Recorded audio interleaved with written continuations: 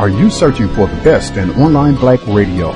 Then go to blacktalkradionetwork.com, helping you filter through the noise. Real talk, black talk.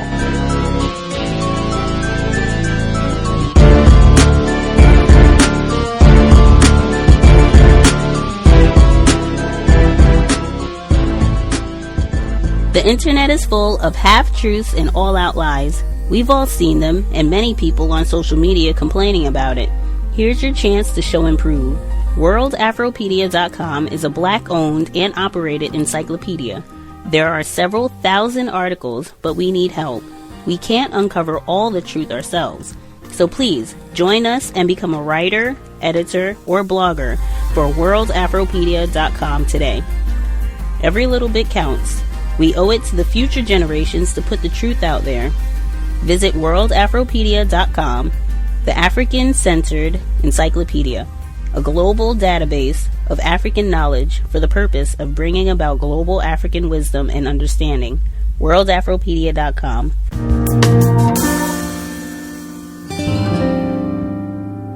We want to look at what's going on here. Brittany Packnett is with us right now. She started a national conversation about all this with the hashtag Black Women at Work after the remarks by Sean Spicer and Fox's Bill O'Reilly, an educator, co-founder of Campaign Zero, his group focused on improving police community interactions. Joins us from Washington. Brittany Packnett, thanks very much for being with us. Hi, Tom. Thanks for having me. And with us from Chicago right now, our old friend Laura Washington, columnist at the Chicago Sun-Times, political analyst on ABC7 Chicago. Laura, welcome back to On Point. It's been too long. Great to have you here. It's good to be with you, Tom. Brittany, what got you up and hashtagging in the aftermath of these couple of interactions? Very plainly put, I was just over it. Congresswoman Waters and April Ryan are people for whom we should be showing a lot of respect, not simply because they are incredibly accomplished women who are doing important work, especially in this day and age, but because they're human beings. And I was in a place where I heard that comment about Congresswoman Waters' hair, not just as a comment about her hair, but about all of our hair. I heard the comments that I have heard in my own career, that my friends and colleagues have heard throughout their careers. And I wanted to ensure that we took the time to help make the invisible visible, that we took this moment where people were experiencing outrage at what happened to help them recognize this is happening every day. It's happening in your office and in your workplace. And it's often happening in silence because many Black women do not have the platforms that April Ryan and Congresswoman Waters do to be able to speak up on these issues. And so I wanted to make sure that we took back our voice and our agency and our power in this moment to tell those stories, to reveal them, and to help everyone behave differently moving forward. Laura Washington in Chicago, what did you think, or have you thought of the kind of the quite large response to Brittany's hashtag here? A lot of people, women, and in many cases, no doubt, African-American women, really responding, really relating to this. This is an issue. Did it surprise you at all, Laura? No, not at all. As Brittany points out, a lot of women responded because they're living it every day. She wants to make this visible, but for us, we've been living it our whole lives. We have encounters all the time in the workplace, socially, and the wider and mailer the environment is, the more powerful the impact is. When you look at someone like April Ryan, at the top of her game, at the top of her career, White House correspondent for 20 years, she's now a national figure because of the environment that she's been operating in. So you can imagine the intensity and the pressure that's on her every day. And she doesn't want to talk. She didn't want to talk with you about the racial angle, but believe me, she lives it and feels it as an African American woman every day. I mean, we look at some of these hashtag responses. Them. I'm looking for a member of management. Me. That would be me. Them. Oh, blank stare. Hashtag Black Women at Work. Or there's some weird. Another tweet here. Dad sends gift to office. Boss. I didn't know you had a dad. Hashtag Black Women at Work. This stuff can really sting, Brittany. It absolutely can. And when you think about how hard it is already to get up and go to work every day and accomplish the tasks that are put before each and every one of us, imagine then loading on top of that the additional cognitive burdens and stress that it takes to manage and navigate these situations, often silently. What we also found in the hashtag conversation is that a lot of women needed to read other women speaking up about these issues because they were afraid to. They were worried about their employment. They were worried about whether or not they'd be fired if they spoke up. And if they were worried about speaking up on Twitter, imagine how worried people are about speaking up in the workplace. Many women talked about when they finally identified, look, this is what's happening to me and it is unfair and inequitable, being told that they were being overly sensitive, being told that they were being dramatic, being told that they were being angry, which, as we know, is a stereotype often lobbed at Black women, that we are the angry Black woman. And so even when we speak up about these issues, we find that they double on top of themselves. And that is, at the end of the day, an issue for us, but it is also an issue for companies and organizations who want productive, stress-free workers. We've got a lot of callers for the two of you. Beverly in Watertown, Massachusetts. You're on with Brittany Packnett and Laura Washington. Hi, Tom. Hi. I wanted to share with you and your audience that as a Black woman who was born in 1946 and who has worked and worked and worked and had a job on many different levels, okay, including on a professional level, this has gone on forever. And it's not just about Black women at work. Conceptually, critically, that is too narrow of a frame. You have to look at the fact of how Black people, Black young men, and Black women are treated in the larger society, and how long that's been going on. Well, I get that there's a bigger frame, Beverly. I get that, but I mean, this is the hashtag that kind of took off, and you're right. You could be too narrow, but I hear you also saying that you've experienced precisely this within this narrower frame as well. Exactly. I'll tell you my favorite story of this sort. I live in the Boston area. I worked at Tufts Medical Center a number of years ago at the Children's Hospital. That is to say, the floating hospital, not children's. Mm-hmm. That's Harvard. Yep. Be that as it may, one of the things I did was to do research on possible funding sources for the doctors who I worked with. Okay. So I went over to their medical library at a certain point, told the librarian what I was looking for, and then she seemed to not have... She had problems grasping it seemed. But then she asked me, she said, do you know how to use a card catalog? On my name tag, it said MPH, Master of Public Health. And it just so happens that's from Yale Medical School. Mm. Yeah, I know how to use a card catalog. Yeah, I guess you do, Beverly. Brittany, there you go. There's a lifetime of experience speaking. A lifetime. And I think that this point is so important, that this is not new. And yet social media is a tool that often allows us to expose things that have been happening for a long time. Everything from police violence in our communities to educational inequity to, yes, what is happening to Black women in society and at work. We, of course, work in the context of our world. And so the caller is absolutely right. The kinds of things that we are dealing with at work are also the kinds of things we deal with politically, socially, etc. But I do believe it is important for people to pull up a chair and listen, which I think a lot of people did when the conversation began yesterday. Or 2 days ago, rather, because lots of people have positions of authority or influence at their workplace. They are leading teams. They are leading projects. They are creating businesses. The question for all of us is, how will we create inclusive businesses, organizations, and teams such that these are not the stories of the next 40 to 100 years? Hashtag Black Women at Work. And the tweet is, walking into a room, running the presentation, and people still ask your white colleagues questions about your work. Or here's another, hashtag Black Women at Work, Black Teacher at Work, being complimented for being so articulate. I'm an English teacher with 2 degrees in English. Scott in Auburn, Alabama. Scott, thank you for calling. You're on the air.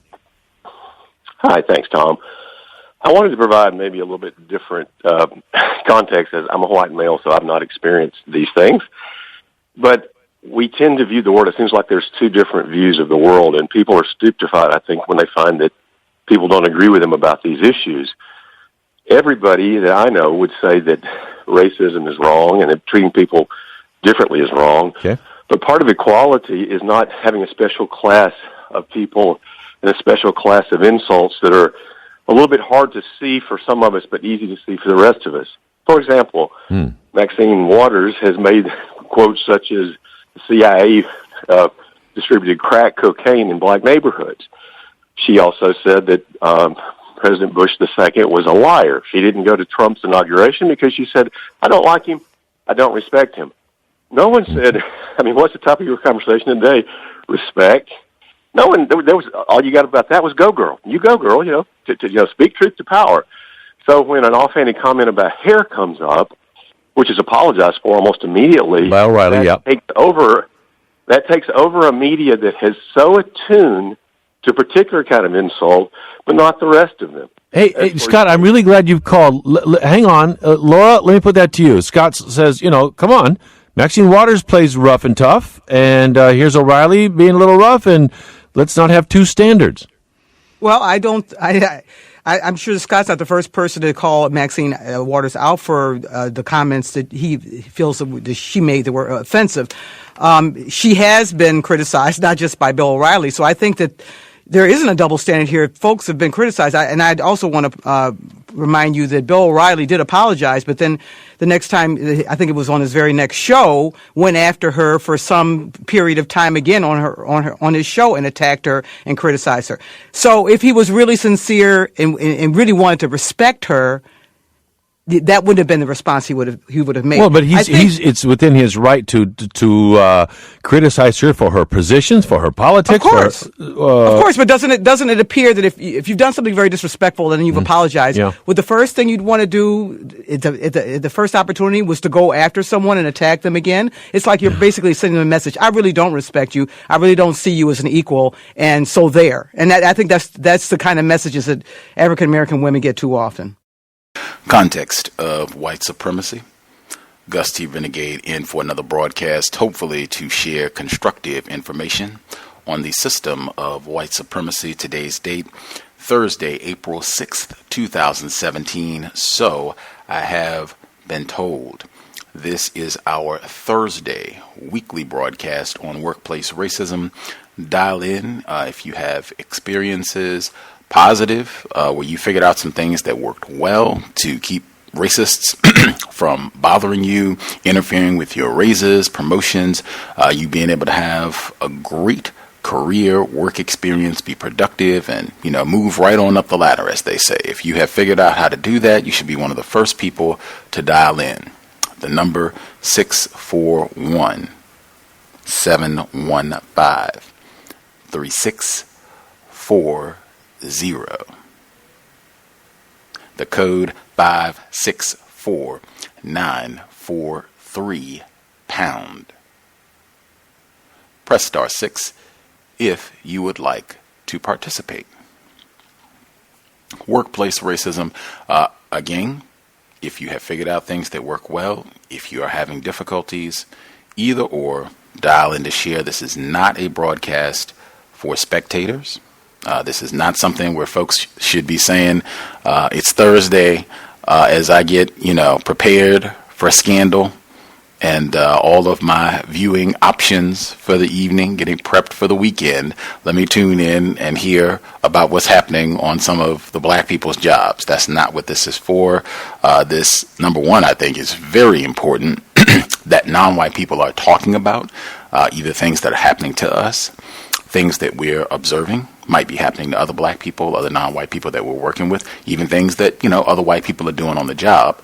Very important. I think racists do a lot of the same things worldwide, particularly as it relates to practicing racism. So I think we can learn a lot just by being able to share observations from different folks who are in different parts of the world and different industries and seeing some of the similarities in terms of how these things happen when we're on the job. I think that's hugely important. I also think it's a big benefit. We have younger non-white people, or just non-white people in general, who don't have an extensive work history at this point. So I think it is beneficial for them and others to hear the types of things that have happened, are happening to non-white people on a regular basis, even if it's, and I encourage folks, looking back on your own work history, times when you were a little bit more confused about racism, maybe you didn't even understand what was happening to you at that time as racism, white supremacy. But then as you got a better understanding, reflecting, you can say, yeah, that's what that was. And this is what I did at that time, not having an understanding of racism. This is what I would recommend now. This is what I would do. This is what I would say. This is what I would not do. I would make sure to not say. I think that can be very helpful as well. Number again, 641-715-3640. The code 564943 pound. Press star 6 if you would like to participate. Definitely want to make sure we hear from folks if you are what they call self-employed, or if you have policy and procedure. I've recommended that consistently. I'll say it again. Very important to read your entire policy and procedure manual. It can be very informative. They sometimes hide really great information. You would be amazed sometimes just the benefits alone that they will describe in your manual. And then once you know that policy and procedure, you can reflect and see if it's being enforced in a uniform manner on the job. If it's not, you can make note of that as well. Very important. If you have sections that you want to dial in and share, feel free to do so. First up, for sharing for workplace racism, people did write in, and you certainly can write in during the live broadcast, or if you're listening to the archive, you can always email untiljustice@gmail.com, untiljustice@gmail.com. You can always email. You can remain anonymous. If you want to share questions, observations about what you hear on the broadcast, or if you have your own situation that you want to discuss, drop an email. We can read it on the air, get it in during the portion of the broadcast. First up will be Gus T Renegade for Workplace Racism Today. So I write as a freelance journalist for Atlanta Black Star. I wrote for them some time ago and have been writing for them for, I guess, most of this calendar year. And they have their guidelines, right, for what they want on the site. And writing, I think they capitalize B in the letter black, right, for their writing. And they say no name calling, right? Like, no, you can't call white people crackers. You can write about white supremacy and what have you, which I do a lot of, but you can't, call white people crackers and all these other names and such, which, hey, that's a part of my counter-racist code anyway. There was a essay that I wrote, I think, a month ago on the impact that black veterans have had. And that's something we've talked about on this program before. The Black Panther Party, they recruited black veterans like Geronimo Pratt. I think people know about him. They're just huge impact. Jackie Robinson, even a lot of people that we don't think about. Alex Haley, these folks are veterans. The huge impact on Neely Fuller Jr., huge impact black veterans have had on countering racism, white supremacy. I included a line in the essay where a white World War II veteran was confirming that, yes, white officers during World War II, they would not give black soldiers guns, even though they were out and defending. They could see the enemy combatant, right? They could hear them. They wouldn't give them guns because the white officers were afraid that the black troops would shoot their white officers. I have a quote, where he says this. Right after that, I followed up with a line from Minister Malcolm's autobiography, co-authored by 20-year Coast Guard veteran Alex Haley. I followed up with a line where that is exactly what Malcolm X said in his biography, that he told the draft board psychologist that he wanted to get drafted into the Army so that he could organize colored soldiers to go and kill crackers. Like, verbatim, that's what he said. I thought it was so funny. Now, the reason I mentioned this is my workplace racism. By editors at Atlanta Black Star, they said that, calling white people crackers and talking about killing the crackers like that, might be a bit militant. To to publish. And this was not critical. This little sentence from Malcolm X, it wasn't a critical component of the essay, and it wasn't anything like, oh no, we can't take this out, it's just going to ruin it. However, I said, and this is not gossiping because I brought this up and everything, so I'm sharing my workplace racism incident.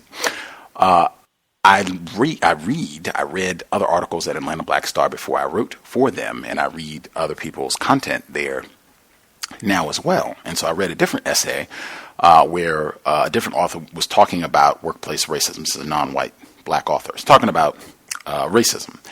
And they were giving their critique of politics, what's generally thought of as politics, like people voting. And they were voicing their displeasure with the way that black people behaved. Some of the black people that ran for office, and then even some of the black people who were voting. They didn't agree with the way that they conducted themselves. And they termed these black people as being ignorant. And said it was just black ignorance, just lots of black ignorance on display, and or it might have even been idiots. It was one of the two, where it was pretty much name calling these black people.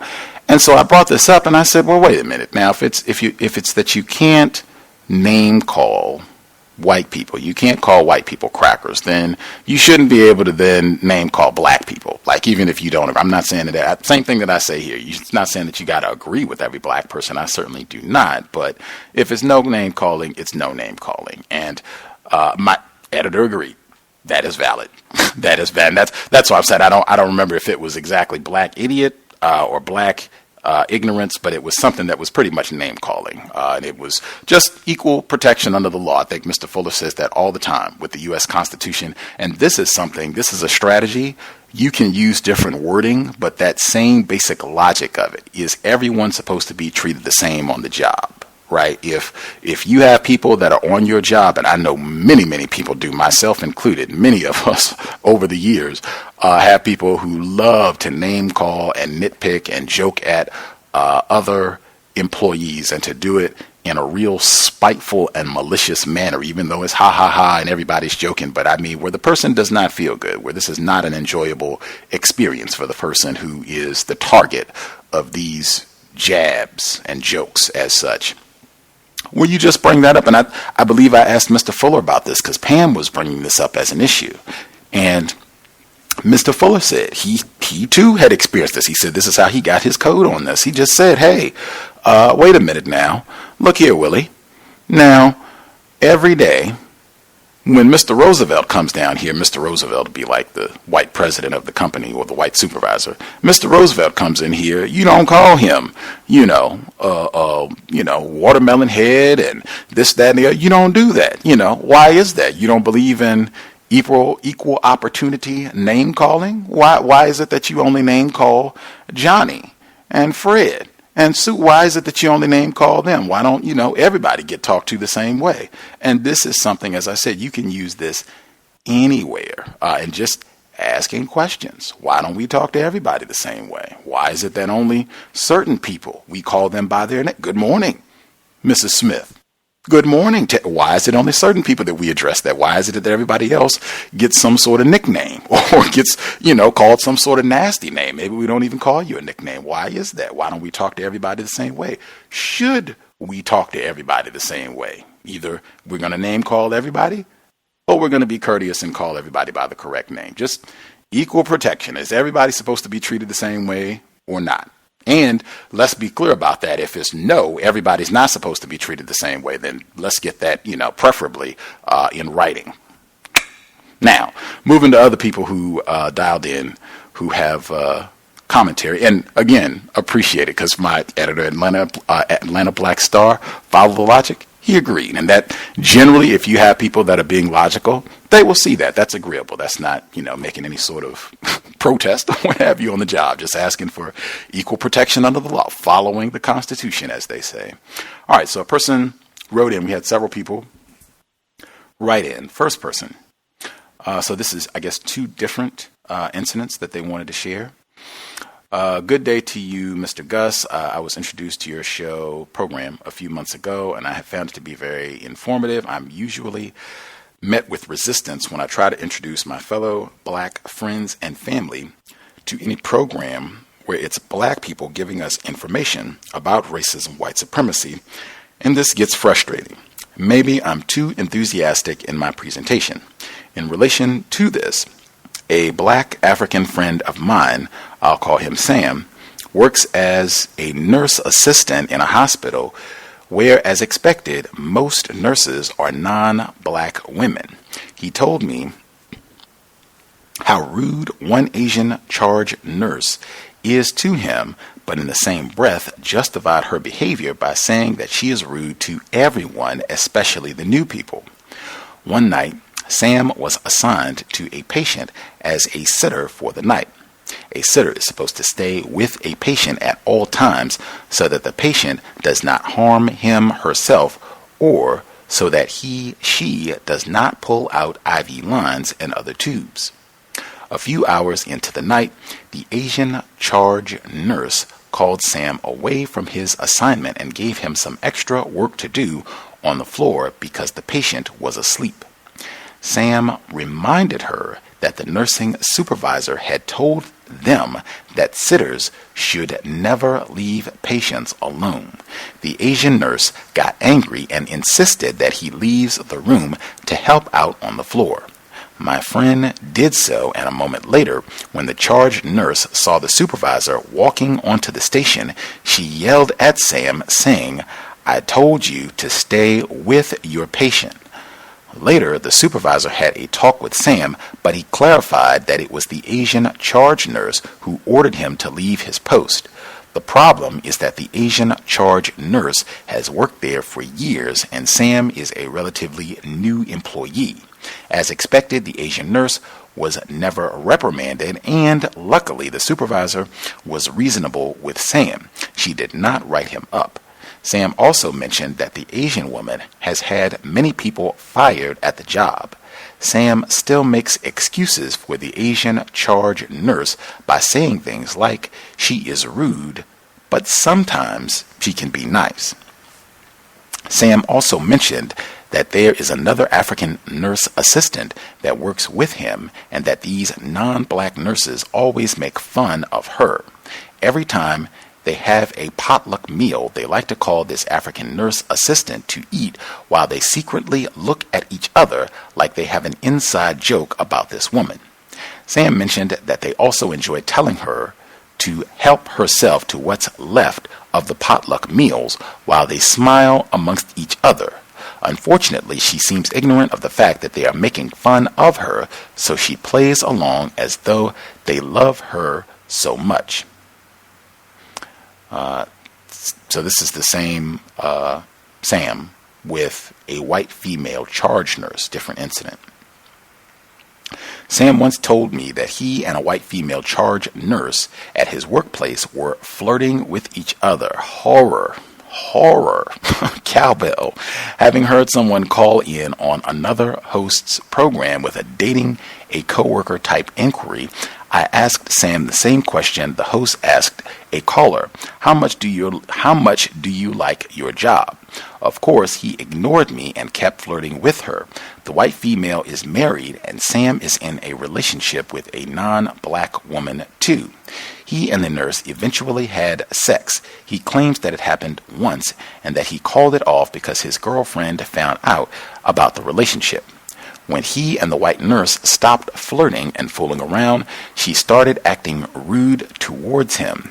She started trying to humiliate him in public by assigning him unnecessary tasks with a few minutes to the end of his shift. That seems like something I've heard before recently on this program, with black people being given random assignments that are not part of their duties at the end of their shift, so they might have to work beyond their scheduled hours. Continuing. One time he was suspended for an unrelated incident on a different floor involving another nurse, which they ruled that Sam was not at fault. While on suspension, his black coworker called and told him that his white female nurse was talking ill of him, and even if she was not using his name, it was obvious that she was talking about him. She was saying things like, "Some people are lazy, they take long breaks, are always on their phones." When Sam's suspension was lifted, he came back to work and continued avoiding this woman, but still did his job as always. One day, she showed him a note that was posted at the nurse's station and told him that it was from the supervisor. It said the nursing assistants should sit in that one position and not move from it unless a patient calls. Sam was having a conversation with another male nurse when she called him to read and to do what the posted note said. By the way, the patient's call lights can be seen from anywhere on that floor. At the end of his shift, Sam went to the supervisor and explained how the supervisor's note was highly restricting. By the way, this is a new supervisor, another white woman though, not the one who handled his issue with the Asian nurse. The supervisor denied having written it and asked him if it was the white nurse's handwriting because she recognized it. Sam said he didn't know, but he told me that he recognized the handwriting too. The supervisor told him she would take care of it and that he did not have to sit in that one place. Later that day, while at home, he received an email from the supervisor reprimanding him for checking his phone and reading a book while on the floor during his downtime when he is not busy. She said that was hospital time and that he should only be doing hospital-related things at all times. Mind you, most of the nurses are usually sitting down at the station while using their cell phones, even when patients are calling. They wait for the assistants who might be busy with another patient at that time to finish there, then go and see what the other patient needs. There was no mention of the fake note, which is a serious offense, falsifying a document and claiming a superior wrote it. Instead, the supervisor doubled down on him. I hope that this serves as a lesson for anyone that tries to have any type of sexual or friendly encounter with someone at work, especially if that other person is non-black. When they are through dealing with you, they are very likely to become aggressive towards you. Right on. And the question again, how much do you need your job? To keep that in mind. I also think this is another one, policy and procedure, just in terms of the reprimand for leaving. If you're supposed to be a sitter, right? You're not supposed to leave the patient. They might pull out the tubing or what have you. Policy and procedure. If you know what the policy and procedure is, you might even come from the position to the Asian supervisor, ma'am, I understand what you're telling me now, but this directly conflicts with the policy and procedure that as a sitter, I am not supposed to leave my post. And this seems like something where I would get in trouble and might be endangering a patient. So, yeah, I'm going to need something where you might even say, yeah, I'm just not going to be able to leave and take another assignment right now unless somebody can relieve me of my post as a sitter, because this is serious, and this is right in the handbook that this is a serious offense. And same thing with the phone situation, because that's exactly what I said at the beginning of this, equal enforcement. Now, is everyone going to be written up or whatever it is, you get a talking to or a stern warning about being on their phone if you're supposed to be doing hospital work at all times? Or is this, something where it is arbitrarily enforced? That's the type of thing where you just want to be observing what is the actual written policy, and then you observe to see what is actually taking place. And then you can just take notes. That's why I said a lot of times you can just have little notes. Susan was on her phone today. She was on the clock. She wasn't on break. She was on her phone for 5 minutes, texting or whatever she was doing to just see if, everyone is being treated in the same way on the job. Because you'll find that right there is a regular issue where everyone is not being treated the same on the job. A lot of time it's just having difficulty having data, having evidence to demonstrate that.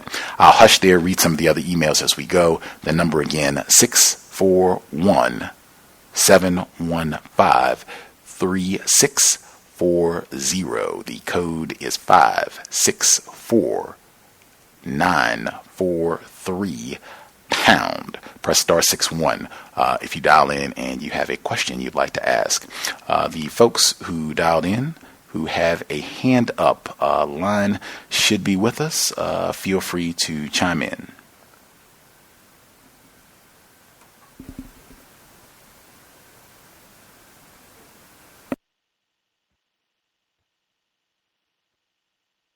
Greetings. Can I be heard? Yes, ma'am. Greetings, beautiful people. This is Emmy. I've missed you all very much. So let's get to it. For the clip that you played, Gus, I thought it was extremely interesting, the use of the word dramatic. I shared, I think, 2 weeks ago that I was called dramatic in my draft for a mock med school application. And, I mean, that was his most, strongest point that he wanted to drive home with me, is that to him, I appeared to be dramatic. That's specifically his word choice, and to focus on Black people. So the fact that I heard dramatic again, because I don't think that I've ever heard dramatic as much used to describe Black women. I've definitely heard angry, but not necessarily dramatic. And then I asked my friend in the same class, her mock application was reviewed by the same guy, and he said that her personal statement was too colorful. But she said he didn't say dramatic specifically, but it gave her the impression that it was too emotional. So I want to say that criticizing a Black woman's hair is an example of racism because that has nothing to do with her work. Her not attending Trump's inauguration didn't have anything to do with Trump's hair. So I wish you would have played the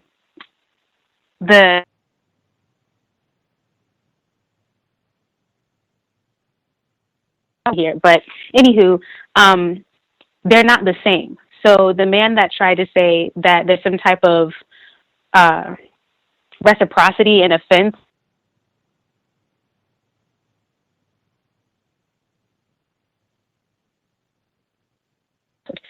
about Black women's hair and all of that. The woman, I'm forgetting her name right now, she didn't not attend Trump's inauguration because she disliked something like that. She disliked his politics, his stance, the things he was saying.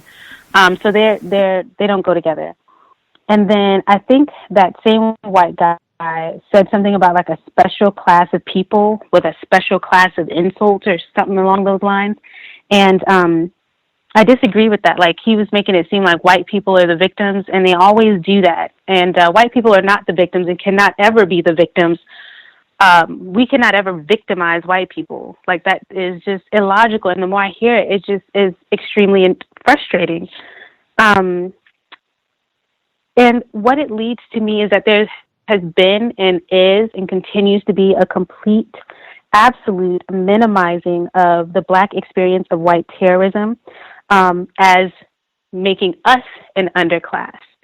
So if, white people are trying to act as though we are all the same when it's convenient for them, but we're totally not. And it's a lot because I'm back in school, so I'm paying attention to how Black people are being programmed and conditioned by a lot of the studies to believe this lie. Like, we've never been the same. We're not the same. They don't view us as the same. And there's a lot of evidence to support that. So no white people are victims. And Trump hasn't been victimized because she did not attend his inauguration. So I'm going to have to look at the hashtag because I didn't know there was one. So I might be able to see some other people dealing with things similar as myself. Now, to some personal things that I experienced. Number one, I'll preface it by saying I'm still learning. I'm still growing.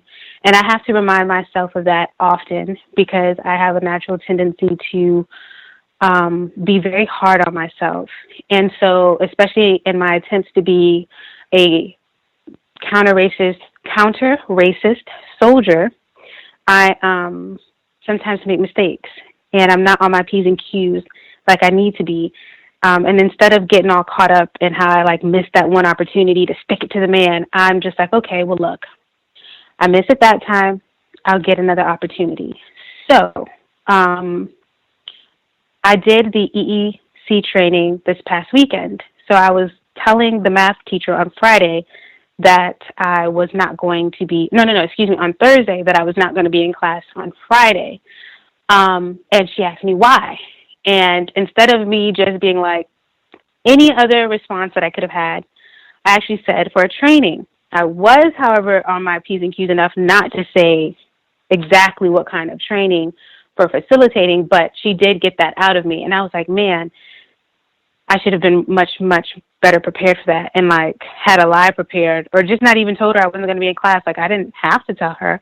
But anyway, I messed up on that one. But hopefully she's forgotten, and if not, who cares? I didn't tell her exactly what I was doing, but still. So I'm very organized. In my math binder, I have a lot of sticky notes. On the sticky notes, I have the sections for each kind of thing. There's a white girl sits at my table who is benefiting from the help that I'm giving to the black guy that sits at my table, but I already made it my code that this white female is not going to get any of my like special attention or whatever. They're not my job, so I'm not doing it. So anyway, she's always commenting on how organized I am, and she actually had the audacity, and I saw this one coming, to ask me if I had more sticky notes. No, of course I do, but no, I mean, I didn't tell her. I just lied and said, no, I don't. And I just think that's so amazing. Like, white people know that they can get whatever they want, whether they tell you or not. Like, they can do whatever. No one in their right mind, like, if you're trying to organize your binder the way I do, like, that's not a sticky note. That's like 20, and we're only halfway through, so what are you talking about? I'm just going to give you all my stuff because you asked me? And so I felt like that was like an act of racism. I could be incorrect, but I did feel that way because even the look in her eye and the look in her face, like she knew it was incorrect to ask. But I managed to get that one. I took an opportunity in my psych class to speak honestly about racism in a mini group, not into the whole 300 some odd students in the class. But the stupid clip that we watched was about forgiveness. And I don't believe in this concept of forgiveness. I've been reading up on it because I have to, but I think it's like implicit bias, something white people are making up. I don't really think that, and they're using it because they want us to forgive them so that we can just let it go and not supposed to erase it. And they make up all these lies of saying, oh, people won't forget just because you forgive them. Forgiveness is for you, not for the other person. I think forgiveness is like some kind of illusion, and what we're really talking about is understanding. So if someone does a wrong to me and I understand it, that makes me lessen the emotional stress that I'll have by holding on to it. And interpersonal relationships, like interfamily and stuff like that, whatever. But in the larger scope of which I view everything in, no, absolutely not. Like black people, no, not ever. Should we ever forgive white people, ever? And so I said that, and I said that doesn't really make any sense. It's illogical, and there are better ways for black people to heal in terms of not creating any more stress by having a functioning definition of racism and understanding the system with which we live. And I looked at the white guy in my group. He was the only one. It was 3 black girls and this one white guy. And he's like, oh, I don't even know how to approach this. Like, I can't stand white people, pathological, narcissistic liars. Like, it's just ridiculous. And I looked at him and said, well, it just seems like once you have a better understanding of the system that, people created, and he's getting all glitchy and red face and stuff, they know exactly what they did. That was me conducting an experiment just to see what would happen. And then our nonverbal today when we sat together was totally screaming, I don't like you, you don't like me, moving on. Okay, now this one I do want to say, and then this will be the last thing that I wanted to contribute, just because I have very strong feelings about this, and I consider all the things I do to be work. Right now, as when I decide to do the circle, I'm not going to get paid for it, but I do still consider it work. White people are not invited to the circle, so the racism I'm going to talk about is how racism has affected the way that we interact with each other. So in the training for the facilitator process, it was extremely interesting. I generally will fall back now just because I'd rather observe for a little bit more. Whenever we get together, we as non-white people, specifically black people, get together to talk about racism, we are not ever addressing or speaking directly about white people. So in a room of all these people who are educated, they're doctors, they're psychiatrists, they're psychologists, they're therapists, they're counselors, they're all of these things, have all of this status. And when it came time to talk about how we've been victimized, all that could come up was how black people don't like me, or by me I mean whoever is speaking, because of how they speak, or that they're light-skinned, or that they have this degree, or that they have this status, or whatever, right? And this went on for like the whole day, and I was completely astonished that, you know, no one ever talks about white people, ever. It was always Black people and how Black people had done something to other Black people. And for me, it's just very important that that's not the case. And so I eventually did say that when I was ready to speak. And I said, you know, this is why I think it's important that we have a proper definition of racism, because no one has yet talked about white people, and we just talking about each other. And I think that, and I'll say this for the people who have jobs, because even if you have a job, but you're not like a PhD, it doesn't matter. There are a lot of Black people who don't have jobs. If you're articulate, there are a lot of Black people who are not as articulate. If you went to go to school, that's a privilege. Not all Black people are going to school.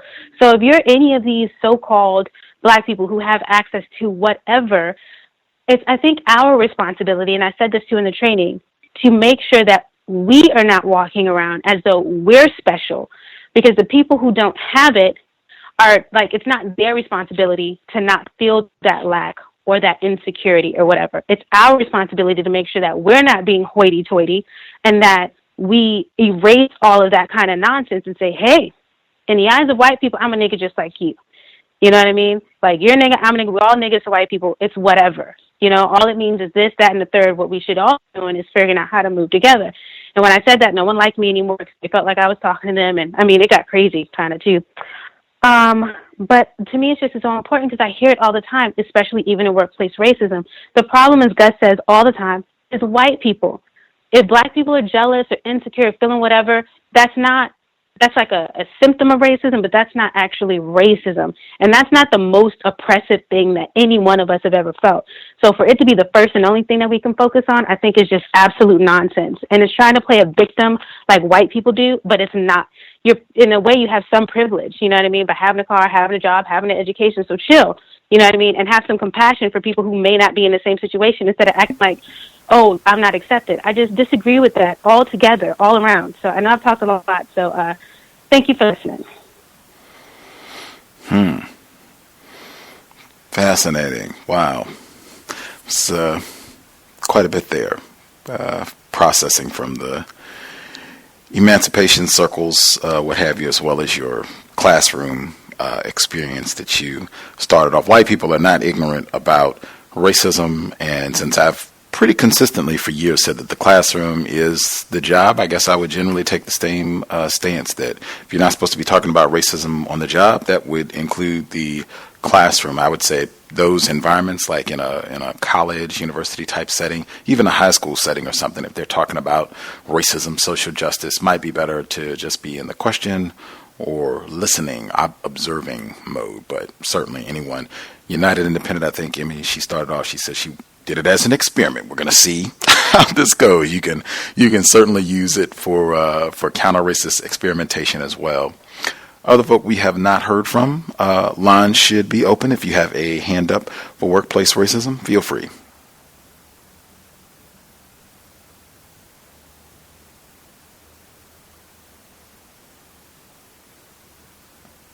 Can I be heard? Yes, sir. Greetings to everyone. I had yesterday, I guess you can portray it as a double whammy as far as perhaps possible. I mean positive, as far as positive. Speaking directly as a quote-unquote football coach, and talking to teenagers. For the most part, it's normally somewhere right now, normally about, it's all-season training. That's what it's called anyway, all-season training. And, but it's still a lot of time to do a lot of the other things other than lifting weights. And I time myself and spend some time just talking to these young people, sharing some experiences with them that could basically help them put things in order while themselves and myself are in the same time setting, and I try to put emphasis on being as accurate as possible. In this particular case, they were sitting down while I was standing up, and the first question I asked, I said, "Well, how many people?" It was somewhere around 40 to 50, and I would say out of that, probably 95% of them are black males who were born in this part of the world. How many of you guys want to go to college? Well, no, I put it this way. If you did not want to go to college, stand up. And no one stood up. So I said, well, let me try to be informative to you. We're in this environment because both of us, like the game of football. But as far as financing your college career, most of you are not going to get an athletic scholarship to do so. And then I went about the means of mentioning about having something else. There's nothing wrong with having your mind on sports for various positive reasons, such as cooperating with others, fitness, that sort of thing. But don't just have that on your mind alone. Have a plan if you want to go to college, and have a variety of things that you would like to do or to do, because not necessarily all the time it's things that you like to do. Some of us can't always have that, but you still have to find a means to make a living, and going through that period of time that's called college can help you along the way. Some of us on this line, we're very much aware of that process. And there's also some sort of window of opportunity there that you need to be prepared to be able to take advantage of that moment, youth, as well as having access to funds, like financial aid or things of that nature. So that's basically how the conversation went. And mind you, now the reason why it is quote unquote the racial factor is because, like I mentioned, 95% or more of the people that I was talking to were non-white black males. So the race factor is automatically going to be in that environment as far as that concerned. Basically, it's the concept that I got from Mr. Fuller, is that you don't even have to necessarily even bring up the word racism. Talk about justice. Talk about justice, and already, if there's some white people around who are intent is to practice racism, they know what you're talking about when you start talking about things like that, especially as I mentioned, and I'm trying to illustrate it for anybody who's listening, that 95% of these people that I'm talking to were non-white black males. The other percentages of it were non-white people, non-white males, and it may have been one white teenager in that room at the time, in that weight room at the time. And I have kind of like open access to be able to have as much time as I want around them, and as far as saying whatever that I think is important to say because of the trust that exists. So that was a constructive thing. And as I've said before, I would also be very cautious on a job, in the classroom, which is a job. I think I heard you, Gus, saying the same thing. Don't openly, although if I would say, and the retired firefighter has also made the mistakes himself, is very tempting to do sometimes, because sometimes the subject itself will come up without you having to say anything or do anything. So it's very tempting for one to, I would say for me anyway, to go in on it, but eventually what would take place is what you attended to do by signing up for that class or going to school. It would kind of like stand a chance to divert you, so to speak, and then you will find yourself in a sense always having to defend your positions on stuff instead of just the bottom line is, hey, I signed up to go to school, start from class, whatever, and at the end is the graduation period and get through that process as soon as possible. That would be my recommendation as far as my opinion is concerned on that subject matter. The same thing would be equal to as far as quote unquote a 9 to 5, as far as they're concerned. Hey, I got an objective to accomplish this amount of work that I'm supposed to be doing, and if I have a certain time that I have to do it, get started, get it done, get out of there. Look forward to the pay raise if there's a pay raise or something like that. If you have intent to get promoted, study and whatever, and do the best you can, that sort of thing. And yeah, that's basically it for right now. And I'll be listening, and if I can give some suggestions on my experiences doing 27 and a half years in a very, very hostile environment that I managed to get through the process, I will further involve myself. Thank you. Yes, sir. Context of White Supremacy. Folks would like to participate. The number again is 641-715-3640. The code is 564-943#. Press star 61 if you would like to participate.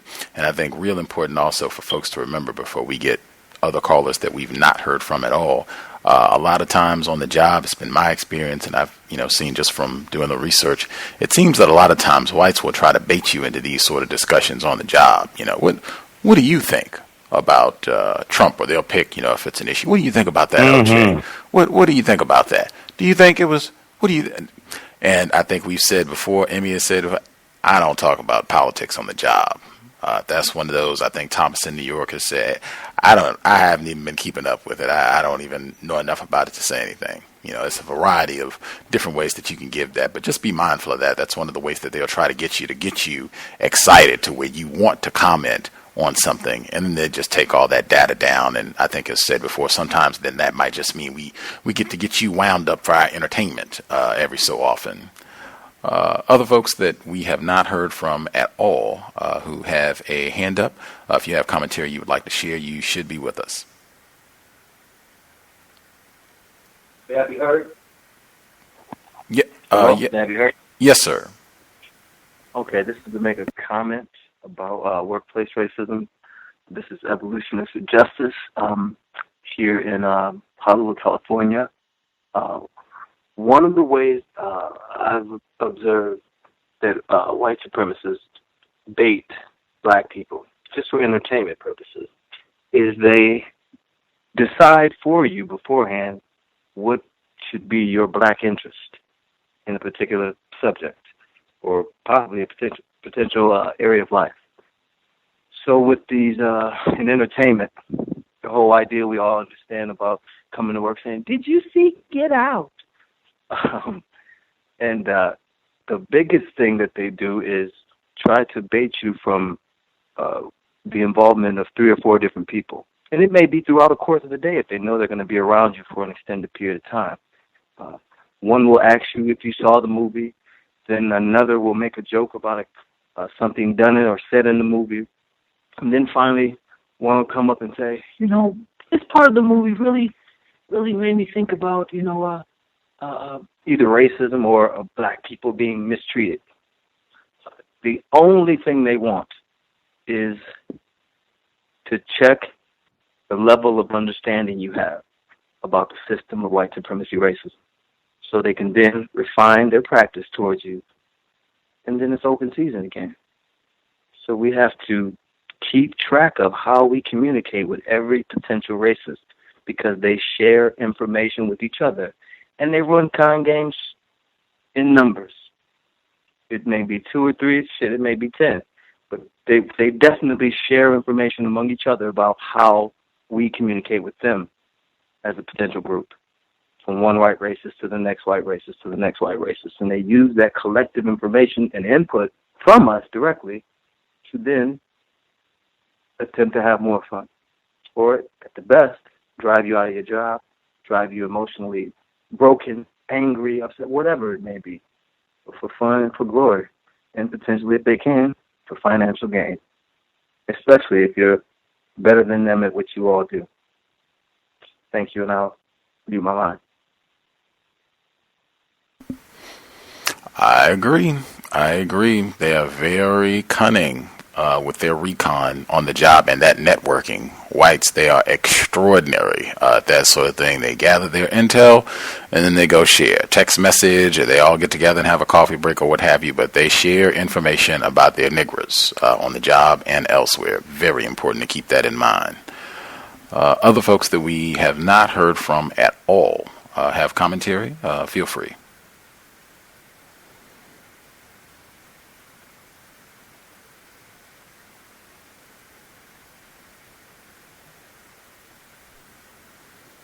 Can I be heard? Yes, sir. All right. Thank you very much, sir. Greetings to Gus, the host, the listeners and callers. There was a few things I was thinking about. Number one was, I noticed that there was times on my job where, a lot of the white people wanted to know, I guess, my so-called, relationship status, and, I never seen him dating a girl and stuff like that, and making little jokes, talking about I'm a so-called gay person, trying to get me to to react or whatever, and then the other white people, they start arguing about, well, what are you talking about? Well, I say that he's this and that, so they was pretty much arguing about that, and I know it was one time. I would hear some white people say, well, we're going to have to, set you up with somebody. And, just the language sounds very wicked and very evil, set me up. So yeah, I remember hearing them say things like that a couple of times throughout the years. Number two was it was a black female that I worked close to, and she wore her a natural hairstyle, the afro, and there was a black male that came through, and he mentioned the term Black Power, and there was a few white people out in the front lobby. I don't know if they heard him or not, so I guess they was just joking amongst themselves, and she was saying that she, I guess somebody said that she should have wore a beret and all kind of stuff, but she looked very, very, very nice with the natural afro. And number three was that, earlier this week, I was speaking to another black female, and her supervisor apparently, I guess, said, what are you here to talk about or something? And I think I said I was asking her about, I guess, some kind of food dish or something healthy or whatever, something constructive, and she just, to say, well, come and follow me, and then we went around, it was in an area where there were other desks, and she says, well, I've been quote unquote cracking it down on my employees and how they socialize with other people. So that term cracking down, crack or whatever. So maybe she was referring to that, I don't know the etymology and all that. So that's the term she used. So, and she was saying, so I'm going to have to need you now to be coming around socializing. So, the black female was quiet and wasn't really saying too much. And I guess they've been really going at it because I guess she accused her, the black female accused the white supervisor of being a racist. So I'm not sure if she actually called her that, but I know that issue has been coming up between the two of them. So the thing that was interesting about that was today I was sitting at my desk. So she comes in there in front of everybody, and she says, I just wanted to apologize, and about what I said. We've just been going through some things over there in my department, and something about is not personal. Okay, it's not personal against you. And I'm thinking about that phrase. It's not personal. It's business. I'm thinking that was the end of that one. And then, she was saying, I apologize and this and that. And talking about, I still love you and I hope you still love me, whatever that meant. So, she walks back out of the department and goes on her way. Now, it's a lot of white people and non-white people in there. She said this. So, this has happened yesterday, and she came and apologized for it today. And, she used both of those terms. I know Mr. Fuller mentioned apology, respect, and love, never to ask for any of them. So, I didn't understand what was meant by when she said that. And the last incident I want to report is we had, like, the K9 unit come through the workplace. Like, I seen the giant dog coming through the hallway with the what they call a higher-ups. And I guess apparently there was a white person that found, a bag of what they call marijuana or cannabis in the new break room. And I guess she took it to a white supervisor, and they reported it. And I guess they had some kind of on-the-spot, check for drugs or whatever. And I'm not sure if they found anything or not, but the story seems very suspicious. And it happened on Monday, and I'm still not sure as to what happened completely, because it happened on the other side of the building. They skipped our area and didn't search our desks or anything. I heard they just gathered all of the people and put them in a room and let the dog search, like, I guess, purses and different, desks and different areas and stuff. So, it was very interesting. I never had that happen while I've been working there. So I don't know if they're going to do a thing with drug tests and whatnot. So, that's pretty much everything that's happened as of late. And thanks for allowing me to share. Thank you. For sure. Did you check your policy and procedure to see if they have, anything written about drug testing or anything that you should be concerned about? I was thinking about trying to look it up. I can't remember where I had placed it, but then again, I just remembered. And they do have possibly a section toward the end of it where I can check to see if there's anything related to, I guess, maybe like drug substance or something like that, because I haven't really, like, heard of anything like that, going down, and the other white people that was talking about it, I guess, mentioned it as well. They've been there 7 to 8 to, I guess, 9 years and hadn't seen anything like that happen, where they have the law enforcement agency, come in there and bring, a bunch of canines, at least 1 or 2 of them, and have people grouped and put into offices and, have the dogs search, the entire workplace area, at least on one side of the building. They didn't come over to where I was at. They skipped to where I was because I was helping the customer. And, and I'm seeing this dog pull this white person down the hallway, like, I guess he was still excited. So, just, man, it was, I guess, I'm not going to say it caught me by surprise, because you shouldn't be surprised in this kind of system, but it was something that I wanted to learn more in depth about and become more informed about. Amen.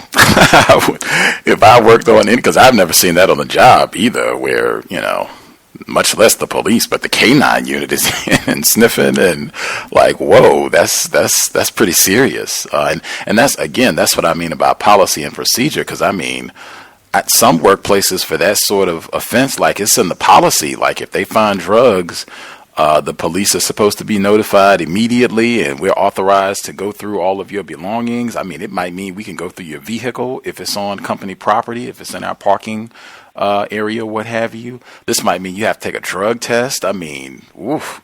And sometimes this will be in the policy. This will be, a part of the contract that you sign to work for the employee. So to work for your employer. So that's very, very important that we read that policy and procedure and be informed about it. So because anything could happen. Like you end up going to work in the canine unit is there. Like, what could happen to me as a result of the canine unit being here? And I think someone says often sobriety would be best under conditions of white supremacy. I think I've heard that a few times. Unless I'm in error, I think the great state of Florida, they do have medical cannabis. I know they don't have recreational, but I do think they have legal medical cannabis. I'll have to double check to see if that is correct. But I've said that even if they do legalize, they still are going to have those types of policies for a lot of places where you work, particularly if it's something like the court system or enforcement officer, that sort of thing. A lot of that. I did want to say also, I think because you had a lot of different instances of workplace racism. I was going back to one of the first ones that you mentioned, those sort of conversations where they get into your personal life and, are joking that you're quote unquote gay or we need to set you up with someone.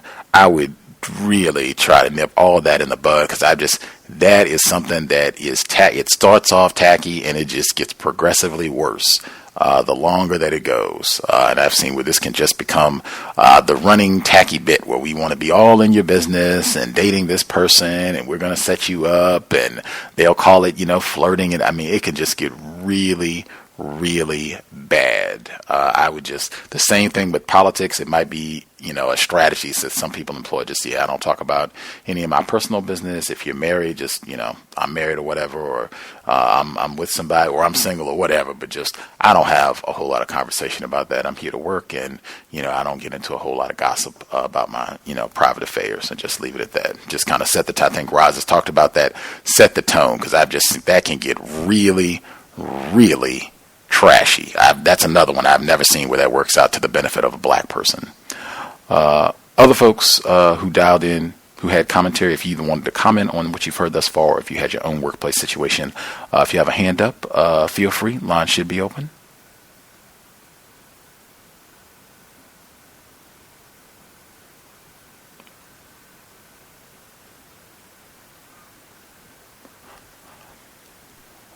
Any of the folks that we missed, anyone that we have not heard from at all who has a hand up?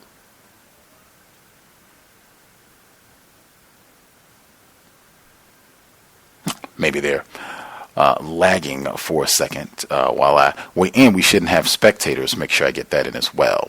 Folks should not be spectating. If you're doing that, great. Then make sure you invest in the context of white supremacy. If you got all of your raises and things are going that spectacular for you on your job, racism-notes.blogspot.com. racism-notes.blogspot.com. Listener supported counter racist radio. PayPal button is in the top right corner. If you're not into PayPal, drop us an email. We will get you a physical mailing address for the folks who are doing so great that they have no issues on the job. White folks are doing right by them. They're getting all their promotions, raises, and are on the fast track to having the big corner office. You can send the cows a few nickels to keep us on the air if you think the content is constructive. I will make sure to get in one of the workplace racism reports that was written in. This person said, let's see. Oh, it looks like some of this is workplace racism. Oh, okay, this is workplace racism. All right, this is for workplace racism, black female. This is for workplace racism Thursday. The following is an online post made from one of the white male students in our online multicultural counseling class. The discussion topic was, much of the literature written on counseling with African Americans was published in the 1970s. Comment on the relevance of the prior literature given recent historical events and your personal experience. And here is the white male's initial post to the discussion question. African American society has changed over the years. During the 1950s, 60s, and 70s, African Americans were being integrated, gaining rights, and organizing to form rights groups to support their culture. Today, African Americans have progressed tremendously regarding rights, equality, and political clout. African Americans receive millions of dollars each year in discrimination lawsuits, grants, housing, scholarships, and food stamps. Moreover, compared to other races, 41% of African Americans participate in government assistance programs, and a whopping 81.5% of African Americans with children participate in welfare programs. Can we blame African American households for this? The answer is not really. Whites come from generations of wealth and prestige dating back to the founding of the country. African Americans have just begun their journey gaining generational wealth to pass down to their children. Millions of jobs have been shipped overseas, jobs that many non-scholastic African Americans would have worked as if they had not been outsourced. Therefore, they have no choice but to sign up for welfare and government assistance. African Americans are stereotyped for being lazy and non-caring about life. However, the root of the problem is lack of jobs, family structure, generational wealth, and potential opportunities. African Americans have failed statistically regarding family structure. 72% of births are out of wedlock in African American communities. Many African American children do not know who their father is. Without a father in the home, the children have no sense of direction or guidance. I think you get the general sense of the letter. My response, so this is the black female, I guess you have to write back to this white person who has written all this. Interesting.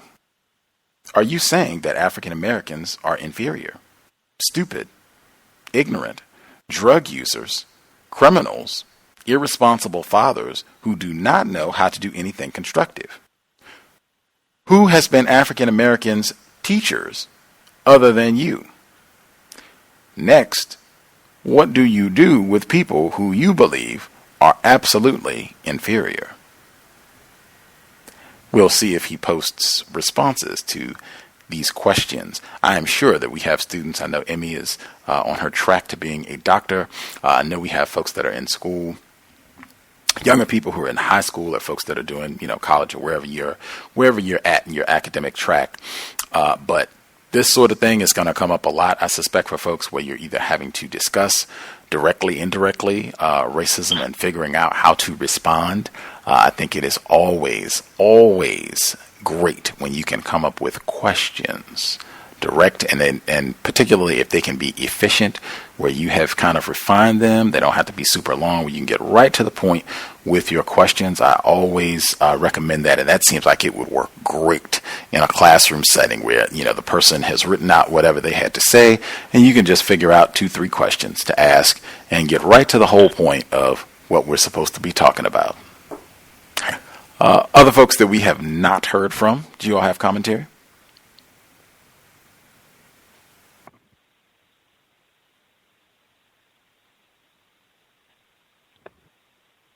I was just going to say that I thought that was an excellent response because it was short, precise, and the person stayed in the question mode. Great example. Absolutely. Always great to stay in the question lane. Folks we have not heard from at all. Anyone that we have missed at all who has a hand up? May I be heard? Can I be heard? Heard both of you. Will Kate 3037. You can go first.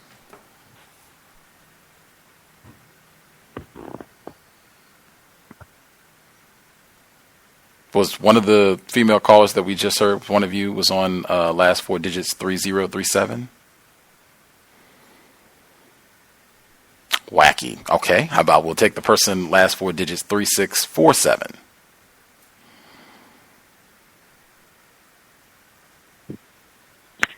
Gus, I have 3640. Awesome. Okay. Can everyone hear me okay? Yes, ma'am. Okay. Thank you, guys. I'm a first-time caller.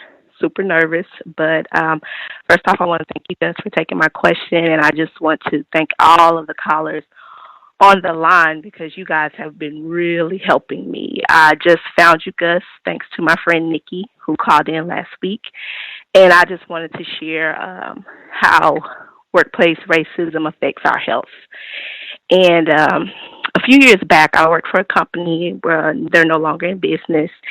And I had been there I was there a total of 7 years. But the first 5 years went really smooth. I was progressing. I was doing really well and getting my promotions. No big deal.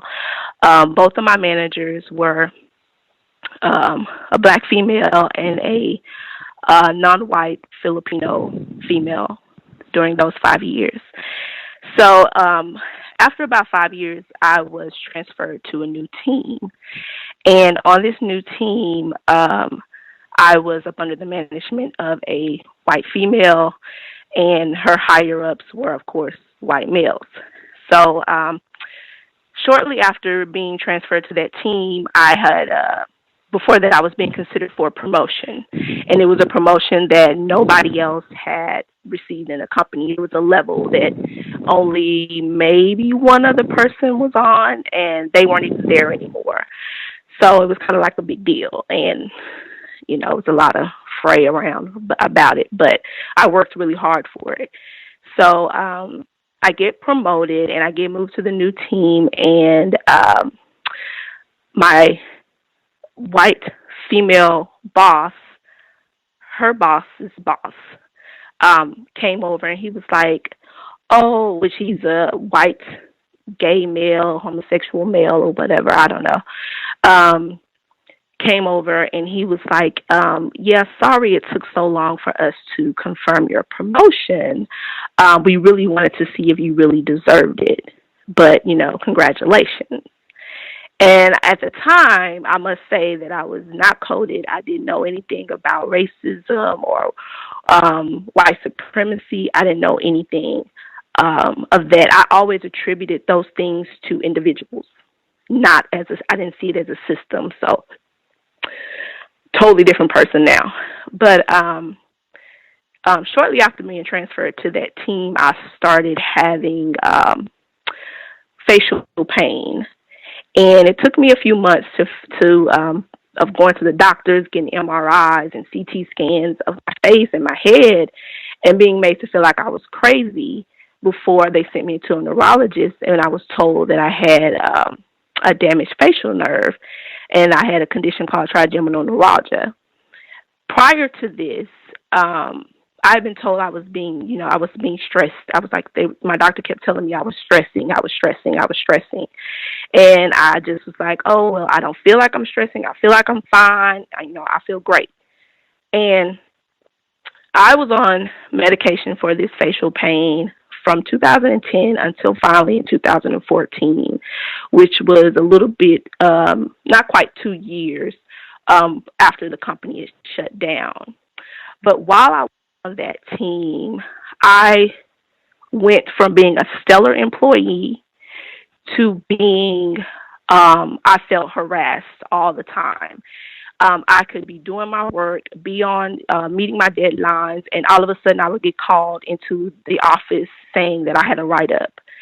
I got more write-ups in my last 2 years than I had in my last 5 years, and it would always be about some random something. You accidentally did this, or you didn't do that. Just random stuff. And I'm like, I've been doing this for 5 years, and it's apparent that I'm successful in my job because you promoted me 3 levels. So why all of a sudden is this an issue? And during that time, I was on medication for this pain. I was taking it twice a day. It made me feel, put you in the mind of someone being drunk.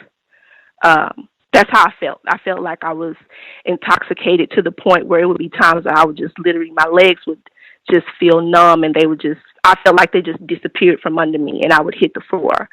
And so I'm on this medication trying to function in this job at the same capacity I've been functioning for 5 years. And they're telling me I'm not good enough. And I had multiple meetings of telling them, hey, I'm not feeling well. Something is wrong. This medication I'm on is doing something. I'm not as quick as I was. I feel like I'm slowing down, and I need you guys to kind of help me. Can you just kind of like lessen the workload a little bit, because I think it's kind of causing my condition to worsen. And I was told in a meeting that I was a horrible employee, and that I had always been a horrible employee. And I remember feeling so degraded by that. It took me a long time to get over it. Apparently, I'm not over it. But I just want to share that for the people who are on the line, who are facing these things every day, and you don't think it affects your health, and it does. It can kill you. Racism, white supremacy can kill you. And I will mute my line.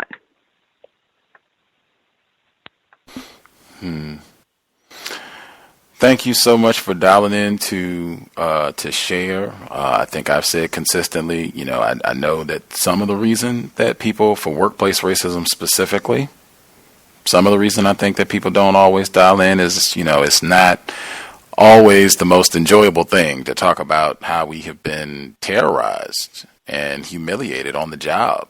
And I've said I understand that, but I definitely think that for a lot of us, it is staggering the number of black people who have stories like we just heard, where you didn't do anything incorrect, where you're going to work and just trying your best to do your job, make some money to take care of yourself, doing exactly what they told us to do.